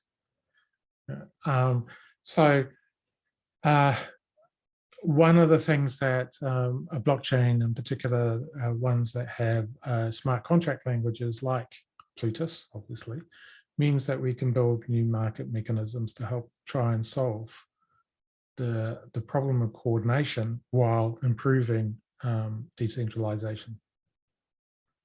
Okay, so that's just one aspect of it, which is what I was going to ask Randy is, so you're obviously involved with TRIV, you run an exchange there. What makes you interested in running an exchange? Why is an exchange important to you? And why do you think they're important to the whole blockchain ecosystem itself, or the cryptocurrency or token ecosystems? Yeah, basically, why do you think an exchange is important? For TRIV as an exchange from Indonesia, I work as business development, and I think the core value for uh, being an exchange in blockchain and crypto, first is all about supporting how token is being adopted by user, and we are one of the bridge. We are a bridge for developer and to the user. And I think that the only thing that centralized exchange can do is just supporting through listing the token to the exchange. And lucky for all of you here from Eastern Townhall and Cardano, I see that you have flexible and broader and also wider scope of things to do, and it's so resourceful, and I'm very interested to learn more about it. And yeah, from the surface of exchange, I saw that many people ask about how this price is being made, how this technical analysis being made. It is very different from stock market, and so I jump in here, and wow, there's so many challenges to go through and deep dive together, and it is very beautiful to do so many consensus in the future together, and besides so many demographic issues, and also time to spend more for developing countries and developed countries. Yeah, it's all about time, and if we try to do more things here, and we have the effort, and we have the willingness to do it more, I think it is gonna benefit all of us here, especially in this community. Oh, that's cool. That's cool. So if we didn't have, for example, speculation in cryptocurrencies occurring, we wouldn't be here. People would have ignored the technology and say, oh no, just another bit of tech that isn't going to go anywhere. Right? But it's because people have become attracted to it. They can see an opportunity to make a bit of money, that it then starts to attract others. And then that enables us to talk about and apply the technology to the problems that are important ultimately. And so this is true of all technology. The internet went through exactly the same thing. The web went through the same thing, so-called dot-com bomb, which I lived through. Every iteration we see the same sort of thing coming through. So there's always the financial speculation that comes in first, and that gets the technology off the ground, right? Because the mainstream holders of capital that want a nice, safe return, right, wouldn't invest in anything that was new or radical or trying or had an uncertain direction or anything else like that. So in that case, it's got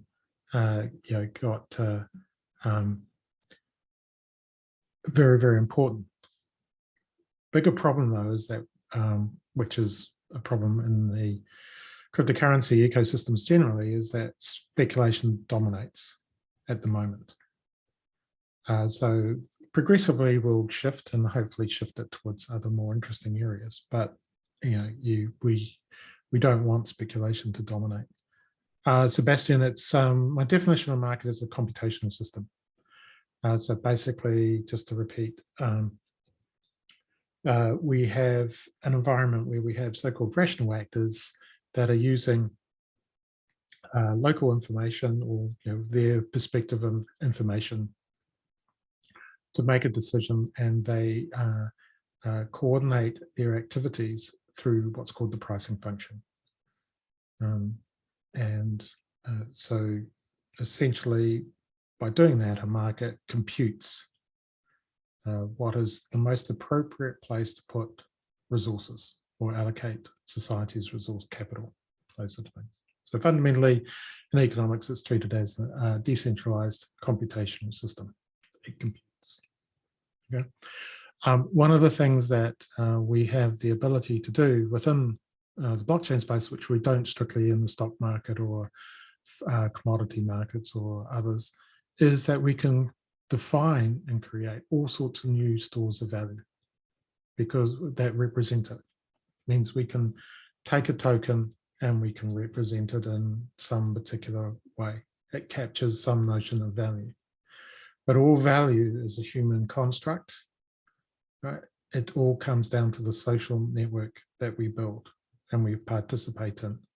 Value is defined by humans and their social relations. Right? At the moment, we all sort of bow to the central banks and governments and national, but that doesn't have to be the case. And for most of human history, that has not been the case. Right? So that is one way of trying to, that if anything, that is my key takeaway for a lot of people is, and that I don't hear a lot of being talked about within Cardano, within Catalyst, is that yes, voting, bureaucratic rule-based systems are important, but they're not the only answer. There's also this thing called markets, and it's not just DEXs, decentralized exchanges, or centralized exchanges. It's not liquidity pools and loan protocols and stuff like that. They are some of it, but it can be used in a whole lot of other places and scenarios. So yeah, which was, how did I get onto that? There was problem-specific challenges and stuff like that, and I have no idea how I got onto that other than my question. You were answering the question of decentralization. Yeah, that's and what right. Exactly is decentralization? Yeah. So the question of decentralization is that it happens that there's you've got lots of different notions of it at lots of different levels. It's not one thing. It's about control of information and who has control over that information. Typically, governments operate as hierarchies, bureaucratic system sets of rules. So power or control tends towards centralization. Okay, so you know there's always one individual charismatic leader, those sort of things that can pull power, take over, and disrupt things and get total control. So authoritarian states is the extreme of that. Markets are the opposite. At the end of the spectrum, where we've got lots of individuals making individual choices around something called the price function. All right. At the extreme, you get anarcho-capitalism, which is basically free for all, guns rule, that type of situation. But in between, there's a much richer space to explore. And that's what some of the technology enables us to do it. And that goes by various different names, but the one that I use all the time is something called the commons. And enabling different groups to come together to coordinate, to make decisions appropriately. And that's a smart use of rules and bureaucratic systems with market mechanisms. At the moment within Catalyst, what we hear a lot about is just the rules, the DREPs, those sort of things, and not much about the other side of the spectrum for decision making.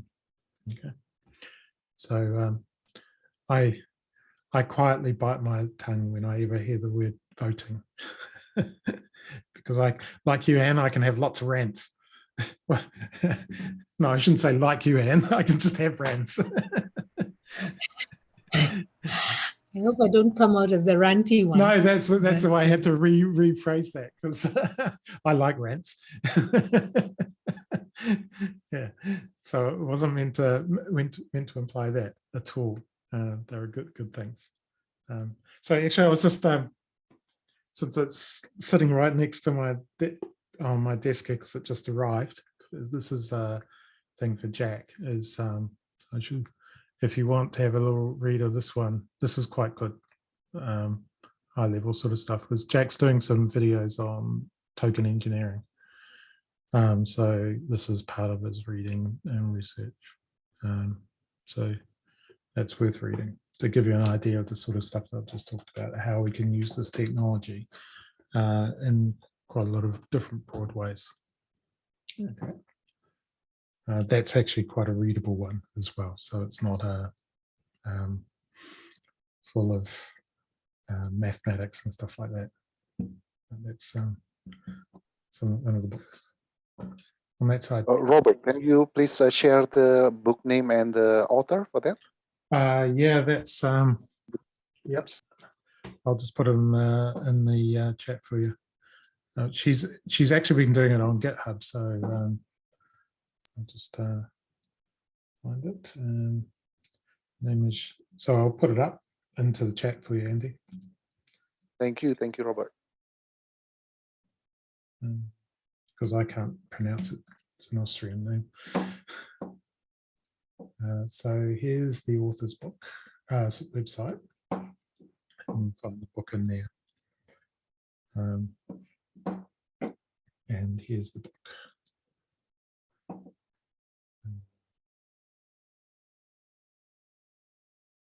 Yep. There you go. So there's a book there. That's the one I just pulled up. That's quite a, from an economics point of view. Sherman's an economist. She's been around for a little bit, and it's quite a good book, easy read. Well, it's not your fiction sort of easy read, you know, but it's still an easy read. Okay. So yeah, decentralization. That was the question. Is about where does basically where does control reside over information? Control over information. That's the key thing. Is it in the few, or is it decision making scaled right out? And the more we need to scale, the more we need to move towards markets. That's the general idea here. So everyone would agree that if you were spending time in Catalyst, it's quite exhausting. Voting, like in Fund 8, I think I spent about 4 or 5 hours voting, going through, looking at it. I felt absolutely shattered afterwards. All right. That's because we're trying to make so many decisions as honestly as not, and I can't dive into all of the proposals, even though I'm familiar with some of them and things like that. So direct democracy generally, which is what we've got in Catalyst at the moment, does not scale. Right? And even if you've got mobile apps and stuff like that, we've got a limited attention span, which is why it ends up being a popularity contest. Who do you know? What do you know? Those sort of things. So if we can actually move to different types of tools that don't require voting, then we'll be better off. In some respects, the DREPs is an attempt to do that. I'm not sure that it will necessarily improve things. Like you say, it could actually end up with more of a popularity contest in terms of now not the proposals, but the DREPs themselves. I don't know. It's an experiment. After we'll try it out on that front. So, anyway,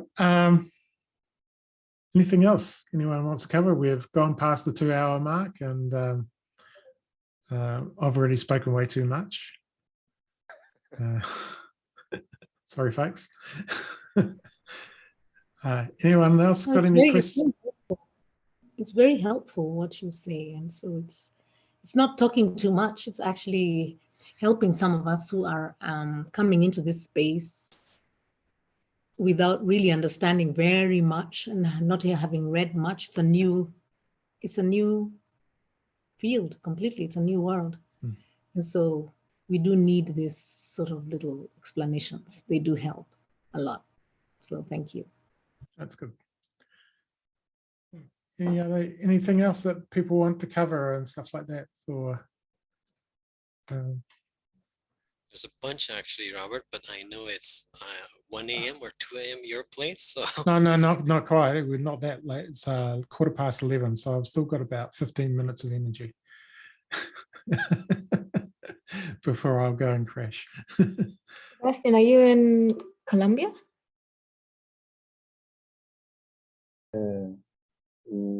Just in Colombia. What time is it? 6 in the morning, 6 o'clock in the morning. Very early, but that's my hour to wake time. So wait, did you join at 4 a.m.? Yes, ma'am.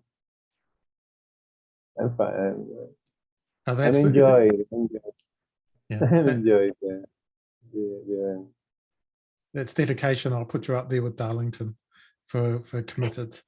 Yeah, awesome. Yeah. Don't do it too often. I've got a rule now that says nothing before 7 a.m. in the morning is my rule now, because I was burning candle at both ends, so it didn't work on that side. But Jan, hey, you've got questions? no, Robert, no. Some other time. It's gonna take our a long session. It's just gonna add. Oh, Randy, you got any questions? No, not really. I mean, I just joined after I finished hosting the Indonesian Breakout room. So yeah, I don't really get it what you guys are talking here. So, but yeah, it's nice to see people here. Thank you. And thank you for the book again, reference from you, a lot of books. Thank you, Robert. You don't want to look at my bookshelves. Angela displays hers. I don't. I've got piles of them all over the place. Yeah. Just a note for Anne and Angela in particular is that I've made this. We'll try and work on these Eastern Africa proposals for Fund 9. And there's some, in the discussions that we've had here tonight, there's actually been some quite interesting things, like even though we're focusing on the challenges, the problem-specific challenge, open-endedness of it, but also this idea of looking at the experience that you've had over Fund 7, Fund 8. What were the sort of reviews and stuff like that coming through from the CAs? You said within the Grow Africa challenges that where most of them had gone into for the East African challenges. Most of them gone into that. No, actually, no. There was they spread out based on the conversation that we had at the beginning of the last fund. I did spread them out quite a bit. So there was the open source, there was the developer ecosystem, there was the nation building dApps. I think there was one in films. I didn't quite do the miscellaneous challenge, but then the rest kind of went into the Africa one. Okay. The ones that have to do with grassroots sort of onboarding. So the onboarding, like for example, the onboarding East Africans, it was one where I feel maybe this conversation we're having about onboarding East Africans, we can kind of tweak it around onboarding East Africans within the Eastern Asian challenge, sort of, but tweak it around maybe collaborative efforts between Eastern Asians and East Africans, something like that. This will be interesting. Just a thought, Sebastian and Angela and Jan and Andy, while you're here as well. And here's a thought. We were funded in Fund 8, or group that Joe and myself largely wrote the proposal for, which was to do regulation as code for dApps.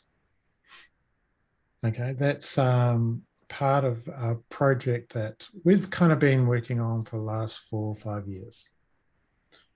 And in and out, but the people behind that proposal, there's now about 20 in that group across New Zealand and Australia as a result of the funding from Catalyst that's just gone. And Amazon themselves have actually gotten behind and started to support this. So through AWS.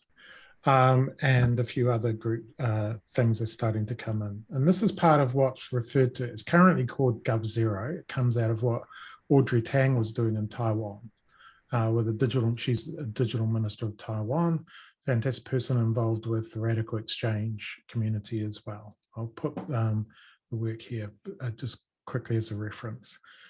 So this is just the emergent thing. We've been referenced in OECD's work around rules as code. So there was the OECD, various different reports of rules as code that they've done over the last 2-3 years or so. And just occurred to me that because the group that are involved in all of this are actually very well connected. It's now, as I said, not just New Zealand, it's Australia and Canada now, all of a sudden, just as a result of the funding from Catalyst. Some of the people behind it have been heavily involved in digital government, particularly Pierre Andrews. And that's where Amazon are basically supporting 2 days a week of her time to work on this proposal, the work behind it. So it's getting a lot of traction. But the core idea here is touches on some of the things we were talking about and around corruption and rules and the need to get certifications done and those and entitlements and other sort of things. The basic idea is how can we make code or regulation into code such that it can be embedded into applications. And this is part of the idea of decision making, right? So rather than a government agency making all the decisions in their systems and the degree of opaqueness that goes onto it, if you can turn legislation into code, then you can move that decision making and the accountability and the transparency out into the edge, because now it can be embedded into applications on those side of things. Okay, what I'd be interested to know as a proposal going on this, like for example, could we do a similar sort of proposal, not just for New Zealand and working on with the group here, but one for Kenya, one for Colombia, and one for Indonesia. Working on some areas like what might be an area that is fairly straightforward. A lot of what we're doing in New Zealand is around entitlement, social policy payment, which is, how do you fund groups that are trying to do social well-being? How do you improve access to social policy spending of the government? Those sort of things. And how do you make those decisions more transparent, because they tend to affect people at the lower socioeconomic group. But it's also applicable to things like supply chain related things, permits, those side of things, all sorts of different aspects. Okay, so this is about building civil society overall and building the infrastructure for it. And Taiwan's had quite a lot of success in their GovZero initiatives as well to try and do that. And Audrey has been doing quite a lot in that work, big advocate of that. And we're obviously connected in with her as well. Let's just give you a report that Hamish and others have done as well on this. Why is it in Taiwan, Robert? Well, it's just Audrey was doing. Audrey comes from a background in open source, radical sort of open source type of things, and including value-based sort of systems and things like that. And so they really sort of started doing a whole lot of work with that. That's where the GovZero stuff came from. Okay, the term GovZero. GovZero means about restarting democracy at the grassroots. Right? This idea of decentralized decision making and providing people with the tools, largely with a focus of open source tools, to try and make decision making in government more accountable to the citizens. And that's where it kind of started. That's why here in New Zealand and Australia, we've done the same sort of thing. So I'd be interested to know if you wanted to have a look through those sort of things. that whether or not there's something in that area where we can build off what the group's doing here in New Zealand, and extend it into our respective communities as a way to try and improve the way in which rules are, or which legislation is interpreted and deployed and used. Okay, and that would be a big success criteria for the that particular proposal in its own right as well. But it's something that we could leverage or build upon as something to think about. Don't have to start too big.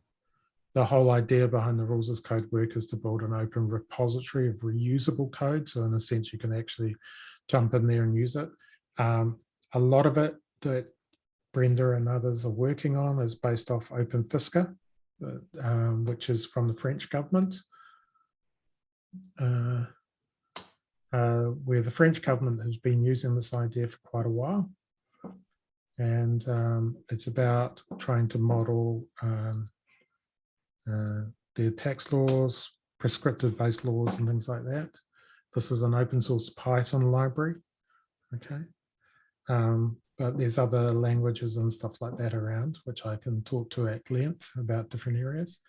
But the core idea here is that the code regulation gets interpreted into what are called Python objects. That Open Fisca is fundamentally a simulation engine, and it's a kind of rules-based and simulation engine, open sourced by the French government, worked on by the French government, is used across the Pacific in different areas as well, like in Tahiti and things. And so as a result of this, Matty and a few others and stuff like that have been doing work with this. So that's something to think about as a possible route for a proposal. And if you want to, we can have a more in-depth chat about this as in a sort of workshopping situation if that appeals to anyone. And I can Robert, bring in can I some, just clarify? yeah. Can I just clarify those thoughts a little bit of what Yeah. you said? Just to look at what like happens in Kenya. For example, Kenya is very good with policy writing and policy making, and there is a policy for everything. And there is a very clear, the technocrats are very strong here, and they are able to write very good papers. But in terms of what the public knows is almost nothing concerning how decisions were arrived at and what policy was being used. So are you talking about documents like that? I'm talking about Sort of code being like brought that. down. I'm Yeah, talking so about open documents like source that. code. Yeah. Open source Yeah, so code. so that becoming available. So that becoming available in an open source way and then animated Yes. or created in such a way that it's a, Yeah. ah, that's amazing. So that So- education, it's like for civic education, what we call civic education. Yeah. So on voting systems, on legal systems, on land issues. Wow, that would be great. It's a great project. So all of that, it's basically about trying to, it comes to that question of decentralization, is where does the control over the information reside? Okay. Now, one of the things is if there's these rules and, most of them get just written up, like a policy person they're good at writing documents, but wouldn't know anything about writing code. But you can turn that into code, right? You release that instead of your documents or in complement to your documents. And then if a decision is made or incorrect, you can say, well, hold on a minute. According to our execution of your code, we got this answer. So what's going on? That kind of scenario. And it's important to make it open. And therefore, also the execution of those rules can be precisely embedded into applications. So to give you a good example, the IRD here, our tax department, does what are called build packs. And build packs are these massive stacks of Microsoft Word documents that they send out to the software implementers that then have to read those build packs, write code, get it all tested, and make sure that it's all, do all the different levels of testing for their payroll and they're conforming to things. The idea behind the rules as code is a government releases code into the open source environment for different areas. You can easily integrate that in to meet your compliance costs. So like TRIB, for example, has KYC AML requirements left, right, and center coming out of the wazoo. So why can't you make rules that are provided by government to say, these are the rules, that steps that you have to go through to do your KYC checks. here's the various different bits of rules that we do that. You can embed that into a different context, your context, but those are the rules. And you can lower the cost associated with doing compliance while achieving the same sort of outcomes. In the case of environments where there's a high degree of corruption that goes on, then of course, this actually speaks to power, because power likes to control the information, as earlier. So by making the rules transparent, executable into other people's hands, you actually improve that, or you reduce that amount of corruption that occurs. The third component to all of this is policymakers. They're great at writing great policy and words and stuff like that, but they don't necessarily know much about complex systems and how things interact. And so one of the benefits here is that you can actually say, like, but this is true of OpenFisca. You can literally run your code and say, this implements this policy, right? Now we want to change the policy. What effect is that going to have? Now, if we tweak this amount or this rule, what effect is it going to have? Who's going to benefit? Who's going to be disadvantaged? Right, that sort of side of things. So the French government's been doing this sort of work. We've got GovZero, similar sort of ideas around it. And obviously this is a group that got funded from Catalyst, which is causing quite a bit of a ripple, which in a good way. So my question is there a joint proposal, not even a joint proposal, 3 proposals for different countries, but are basically the same thing, but looking at the countries in a different, tackling a particular problem, if it's a supply chain one, if it's a compliance one, you know, what is it? What's the common goal here? What's the common problem? And can we put those all up into the Grow East Asia or into the DApps and integration challenges, since that represents about $8 million US equivalent in Catalyst Fund 9? You know, those sort of things. What can we do? Robert, yeah. Do you have something visual? Visual in what sense? That you mentioned, how does it affect supply chain? So like, do you have like a chart that, okay, this will affect this, and the outcome that it will increase efficiency or speed of transaction by 50% by using this system, something like that? I think Anne can give you a much better explanation of why something like this would be really important in Kenya, because we've had a discussion about this before. You know? Yeah, like for example, in Kenya, Jan, we have an issue with compliance. So a person is trying to get, let's say they're trying to become an exporter or an importer, and they need a certain group of, a grouping of compliance areas that they have to fulfill. And so they go through a big process of complying as a company so that they can get a license to transact. And then they reach a point where they have achieved all these goals, but they're not able to get their license because they're somehow not knowing who to bribe or what to do there. So they get stuck. And so then it's a real issue of corruption where, and it's very hidden. Nobody tells you that I want money from you. It's all sort of very obscure and not clear how you're supposed to pay for that. But then you stay without that right to transact because you do not have the license. So a license is a document that gives you the right to transact. But then now, if you can't get that license, you can't transact. So it's a denial of human rights, so to speak. And so what Robert was saying is that then we can look at what exactly are those rules and regulations, and can we bypass and the compliance is recognized somehow from somewhere else that does not end in one centralized government position. Is that sort of what Robert, is that? Yep, pretty much. And so that governments can be held accountable, improves the whole rule-making process, all these sort of things. Just makes things more efficient, more transparent, more accountable, which is what we like. And in this case, if we're doing DApps, why spend a whole lot of money reinterpreting legislation and rules to try and implement it badly in your DApp when a government could approve a particular bit of code to do the compliance and say, yeah, this is it. You provide all this information, and hey, you can provide the input to the algorithm. that can be preserved on a blockchain to say that this is what it was done and this is the code base and hey, this is the answer that we got and why aren't you giving me the certificate? And then they've got to come back and say, why are you targeting governments, Robert? Isn't that too big? Why not starting from a company? Because a company also have their own government. That will be easier to implement. So the distinction here, yeah, you're correct. All companies have internal rules and stuff like that. But the distinction here is around civil society. How do you improve the operation of society overall?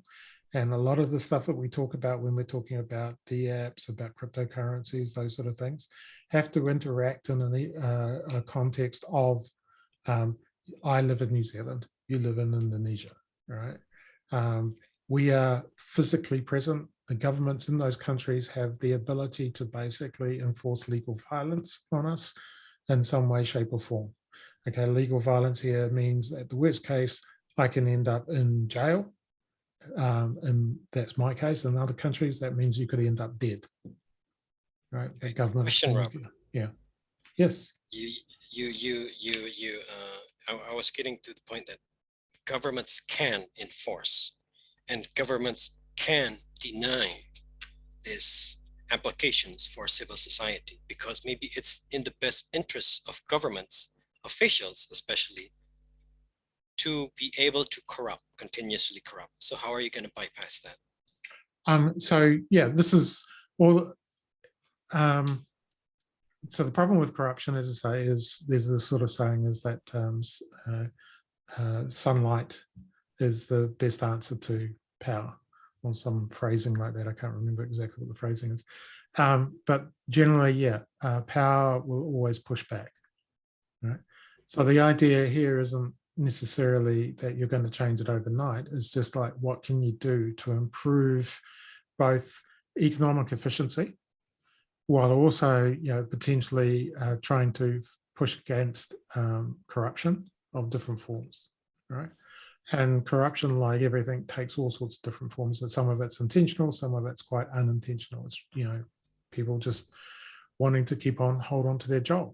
And so they want to hold the decision-making power close to them. Okay. Those, so that's the sort of thing that we're doing. Okay. So that's my parting thought, to go off and have a look at that and have a think about it in terms of what was going on. Andy, what was going to go? Yeah, sorry for extending it a little bit more. But I think from what Jans is asking is, I think this approach is actually, let's say, it's a bottoms up rather than Yes. top down, right? So yeah, sure. If, let's say, if your government is corrupt, right, and if you suggest something like this, then, well, it's not possible. Okay, I mean, like people are just saying that, hey, this is not good because it will change everything. They're already comfortable in that. But if you started with a bottom, what do I say, bottoms up approach, we are actually putting effort to make this possible first. Like, hey, just like what in this what was it, Open Fiscal, right? You put the rules in the codes so everybody is can see what happened there and can audit, let's say, right? It's transparency, right? So, for example, like just like what Anne said, for example, taking some administration to get a license. So, what kind of requirements are there? If it's all provided, then it should be that that guy who got the who are getting the license get the license, instead of, hey, you got one more step that is unseen by everyone, which is a bribery and everything like that, right? So that's first, okay? So things will be growing a lot more like this happening, and then people one time will see that, hey, there's something like this. So people can actually think, why our government is not doing this while this is already available, right? So based on that, so people are actually bottoms up, right? They are starting to say, hey, government, please use this. This is good. This is this can avoid corruption and everything. So that's what I'm calling the bottoms-up approach. So yeah, it's true. If you put it from the, if you give this idea to the government might not like it, especially the corrupt one. But if everyone in the country, or at least a big part of people in the country, say we want to use this system, then the government cannot do anything, right? That's what happened in Indonesia as well in 1998, when people are revolting to make Suharto comes down, right? So Yeah, I see it in. Yeah, one of the benefits even is like governments don't strictly have to use it, but if you put the power into individuals to actually say, hey, we went off and implemented this regulation and code, and we're pretty comfortable that it mirrors the actual regulation, then you can enable individuals at the bottom to come along and test their things, so they're more informed now. So even though they may still have to go through the bureaucratic system and the paper-based things and stuff like that, but if they don't get the answer that they were expecting or in the time frame they're expecting, right, most people just say, well, I don't know what's going on. Whereas if you've actually got a legitimate set of code and say, well, surely you should be doing this. Isn't this what the rules state? And then they've got to go, no, I'll explain why, that sort of thing. Okay. And then if there's a new change coming in, the governments can bring that through and make those changes. But now civil society, which is everyone at the bottom, has an opportunity to go through and interrogate those changes and say, well, actually, quantitatively, this is going to have an effect on this. Right? Now, we can't do every single set of rules, every single set of regulation and stuff. There's limitations. So these are typically more geared towards things like compliance and very rule-based type of systems, right? Not the more subjective type of things that require courts or other forms going on.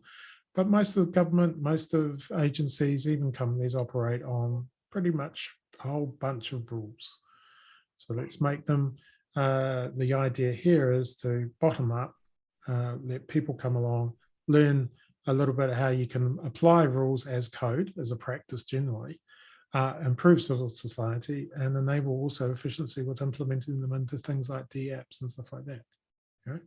Even if it's mundane stuff like how do you tax your cryptocurrency transactions?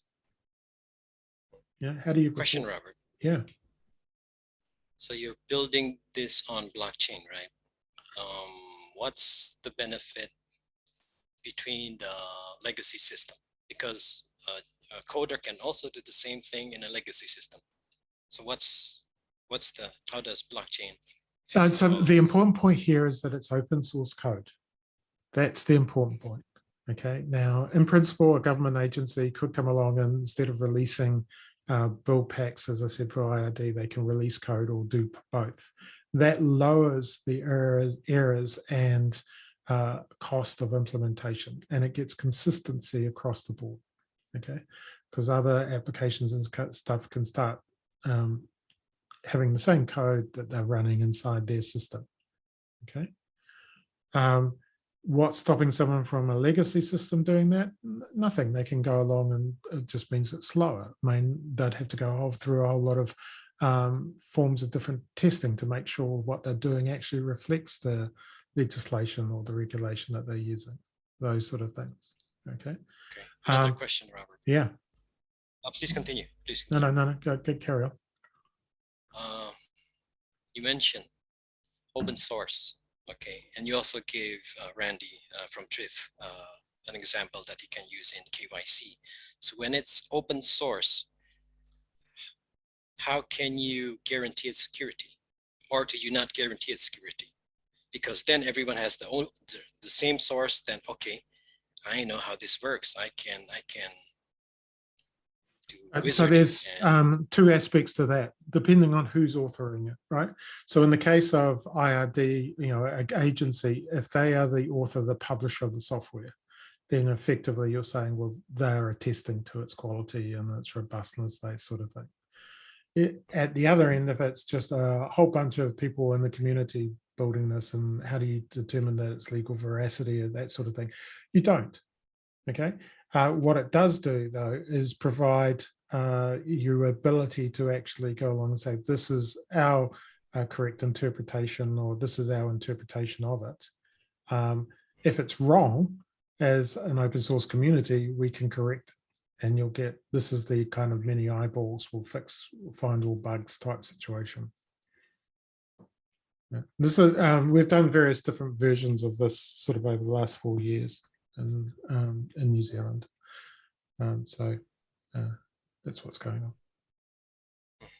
You had your hand up, Andy.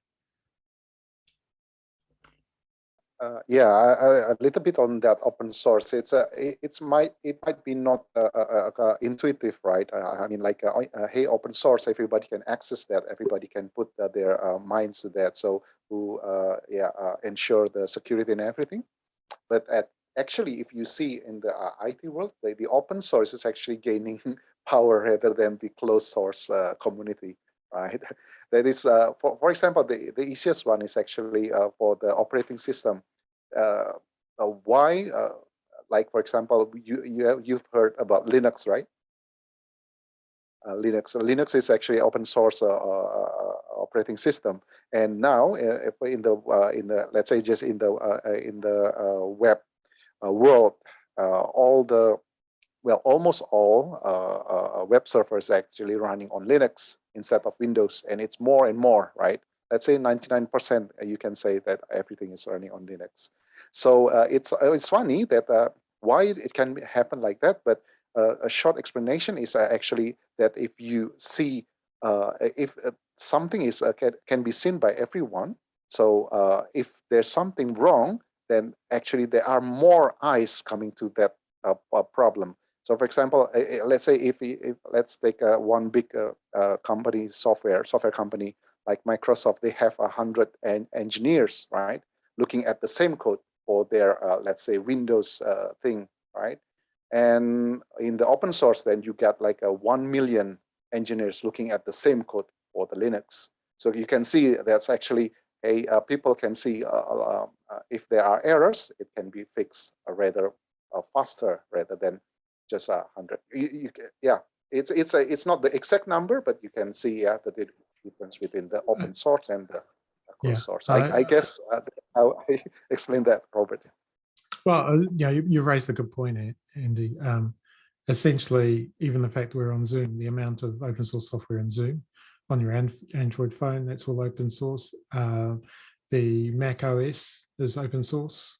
The core of the kernel of it is all open BSD.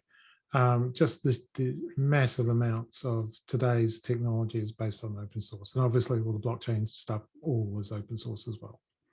All of Cardano is open source. Okay. So how do you, to your broader point, how do you know it's valid or not? As I say, it's in a completely open source environment, you trust the community. In a system where, say, an agency is releasing rules as code, then you're effectively trusting them. They're standing behind it. Okay. That's the short answer. Question, Robert. Yeah. So there's going, so by the way, if anyone has to go, please go. Please do not feel obligated to say, because I did warn everybody. I could just go on asking and asking and asking. Yeah.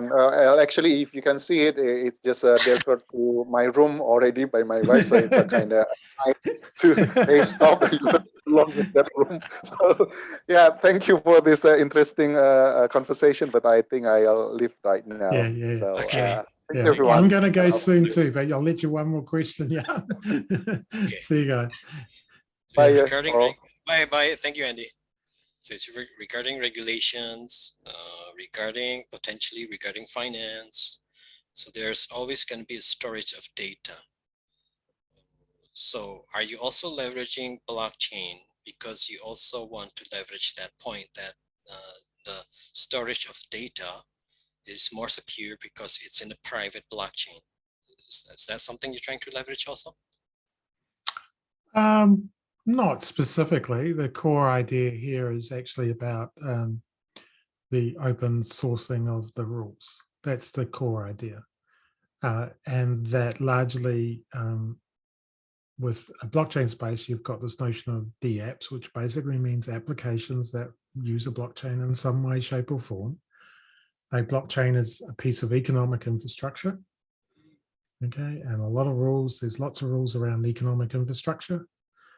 So you can embed those in. And by that, by economic infrastructure, we can say, you know, in the case of New Zealand, doing social policy-based payments, which is, you know, health payments, unemployment payments, disability, those sort of things, that could use a blockchain to do those payments, you know, if they wanted to. Or in the case if you're trying to do like a wallet, one of the things here is a wallet could embed rules around compliance, could embed rules around taxation and stuff like that if you're trading, that sort of stuff. So that's one way of doing it. Can we use a blockchain to do storage? Yes, we could do. Absolutely. It could be a public blockchain, it could be a private blockchain, it could be a permissioned one. Doesn't really make much difference. I would say largely the point of using a private chain for your own internal purposes is about authenticity, okay, to show that this data was recorded at this point in time. In the case of, see you, Randy. Oh, thanks for coming, Randy. In the case of a public blockchain, there's a lot of issues around privacy and stuff like that. How would you make them on a public blockchain notionally more secure, potentially secure in the sense of less likely to be attacked as easily. So one of the things that new authoritarian regimes will always do when they come to power, for example, is they'll try and destroy existing records of the prior system and rewrite them. And so obviously if you're recording entries and stuff like that on a blockchain, that can be beneficial. But then you've got privacy. I've got another question, Robert. Yeah. Okay. Yeah. I understand. I've got one more, just one more. This is my last question, I promise you. Because what you just explained, it popped up an idea. Yeah. So if someone wants to buy, let's go to the olden age topic of NFTs, right? Yes. So if someone wants to buy an NFT and in that NFT, if you buy this NFT, you can it automatically sends amount of ADA to this wallet, for instance, a wallet of a hotel, right? And when you buy this NFT, it goes to this wallet, and this wallet automatically talks to the system where by the purchase of the NFT, it unlocks your key door, and besides this unlocking your key door, it also gives you free buffet access to the restaurant and so forth and so forth and so forth. Is that something? Okay, so it automatically happens like that. Well, no, I'll give you a real world example of that. Literally is being done in the real world where this rules of code can actually be implemented. There's a in the Dutch ports supply chain sort of side thing, you know, you've got the big like Rotterdam, and you've got all the containers coming through, and there is the way it works is the truck drivers would come in and pick up a container and take it out. Right now, in order to pick up that container, they've got to get a password for it. Okay, a little private key, so to speak, to pick that up. And they say, well, I've got the private key, therefore they can pick it up and take it out. Those little private keys had a secondary market in the hundreds of thousands of euros. Right? Why? Because some of those containers had lots of cocaine on them. Okay. And so, you know, what happened was you'd get the ticket that lets you pick up as a driver to pick up and drive out with the container, right? And certain ones would have loads of cocaine in them. And so therefore, you know, to get hold of the ticket, you would sell it And so a lot of the port operators and stuff like that were getting quite wealthy trading in these tickets to let them be picked up. So to combat that, they turn those tickets into NFTs. Okay. Now, because what was happening is this password, so to speak, this ticket was easily copied, right? But with an NFT, only one person can hold it at any one time. And there's complete auditability of who actually owns it in terms of the wallets that it goes to. So you could trace it. So it literally decimated that trading of that route for cocaine to come through into the Rotterdam market. And what happened, of course, was that it moved to the smaller ones, but smaller ports and things like that. But now they're trying to implement it in those ports because it was so successful in Rotterdam. Yeah, but that's a good example of an NFT being used as a access token, in this case, picking up a container, with it improving compliance outcomes, right? Because now the cost of police, now preferred port for sending your cocaine is no longer Rotterdam, it's one of the other smaller ones, because their systems aren't robust as much as the Rotterdam one is, so you can't cheat it. That type of situation. Okay. And that's where you can sort of implement rules as code as well, you know, in terms of reporting around who's got what. There's a KYC component because truck drivers, those sort of things now have to register their wallets in order to receive it, all of that sort of stuff. Okay. And you can do the compliance. Thank you. That was my last question. Thank you, Robert. Cool. So I'm going to go to bed, half an hour late.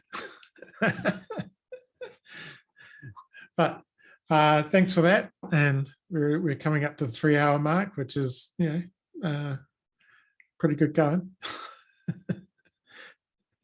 So I'll leave you with that. Do you want me to make you a host, or are you going to, I'll make you, you're going to go, are you?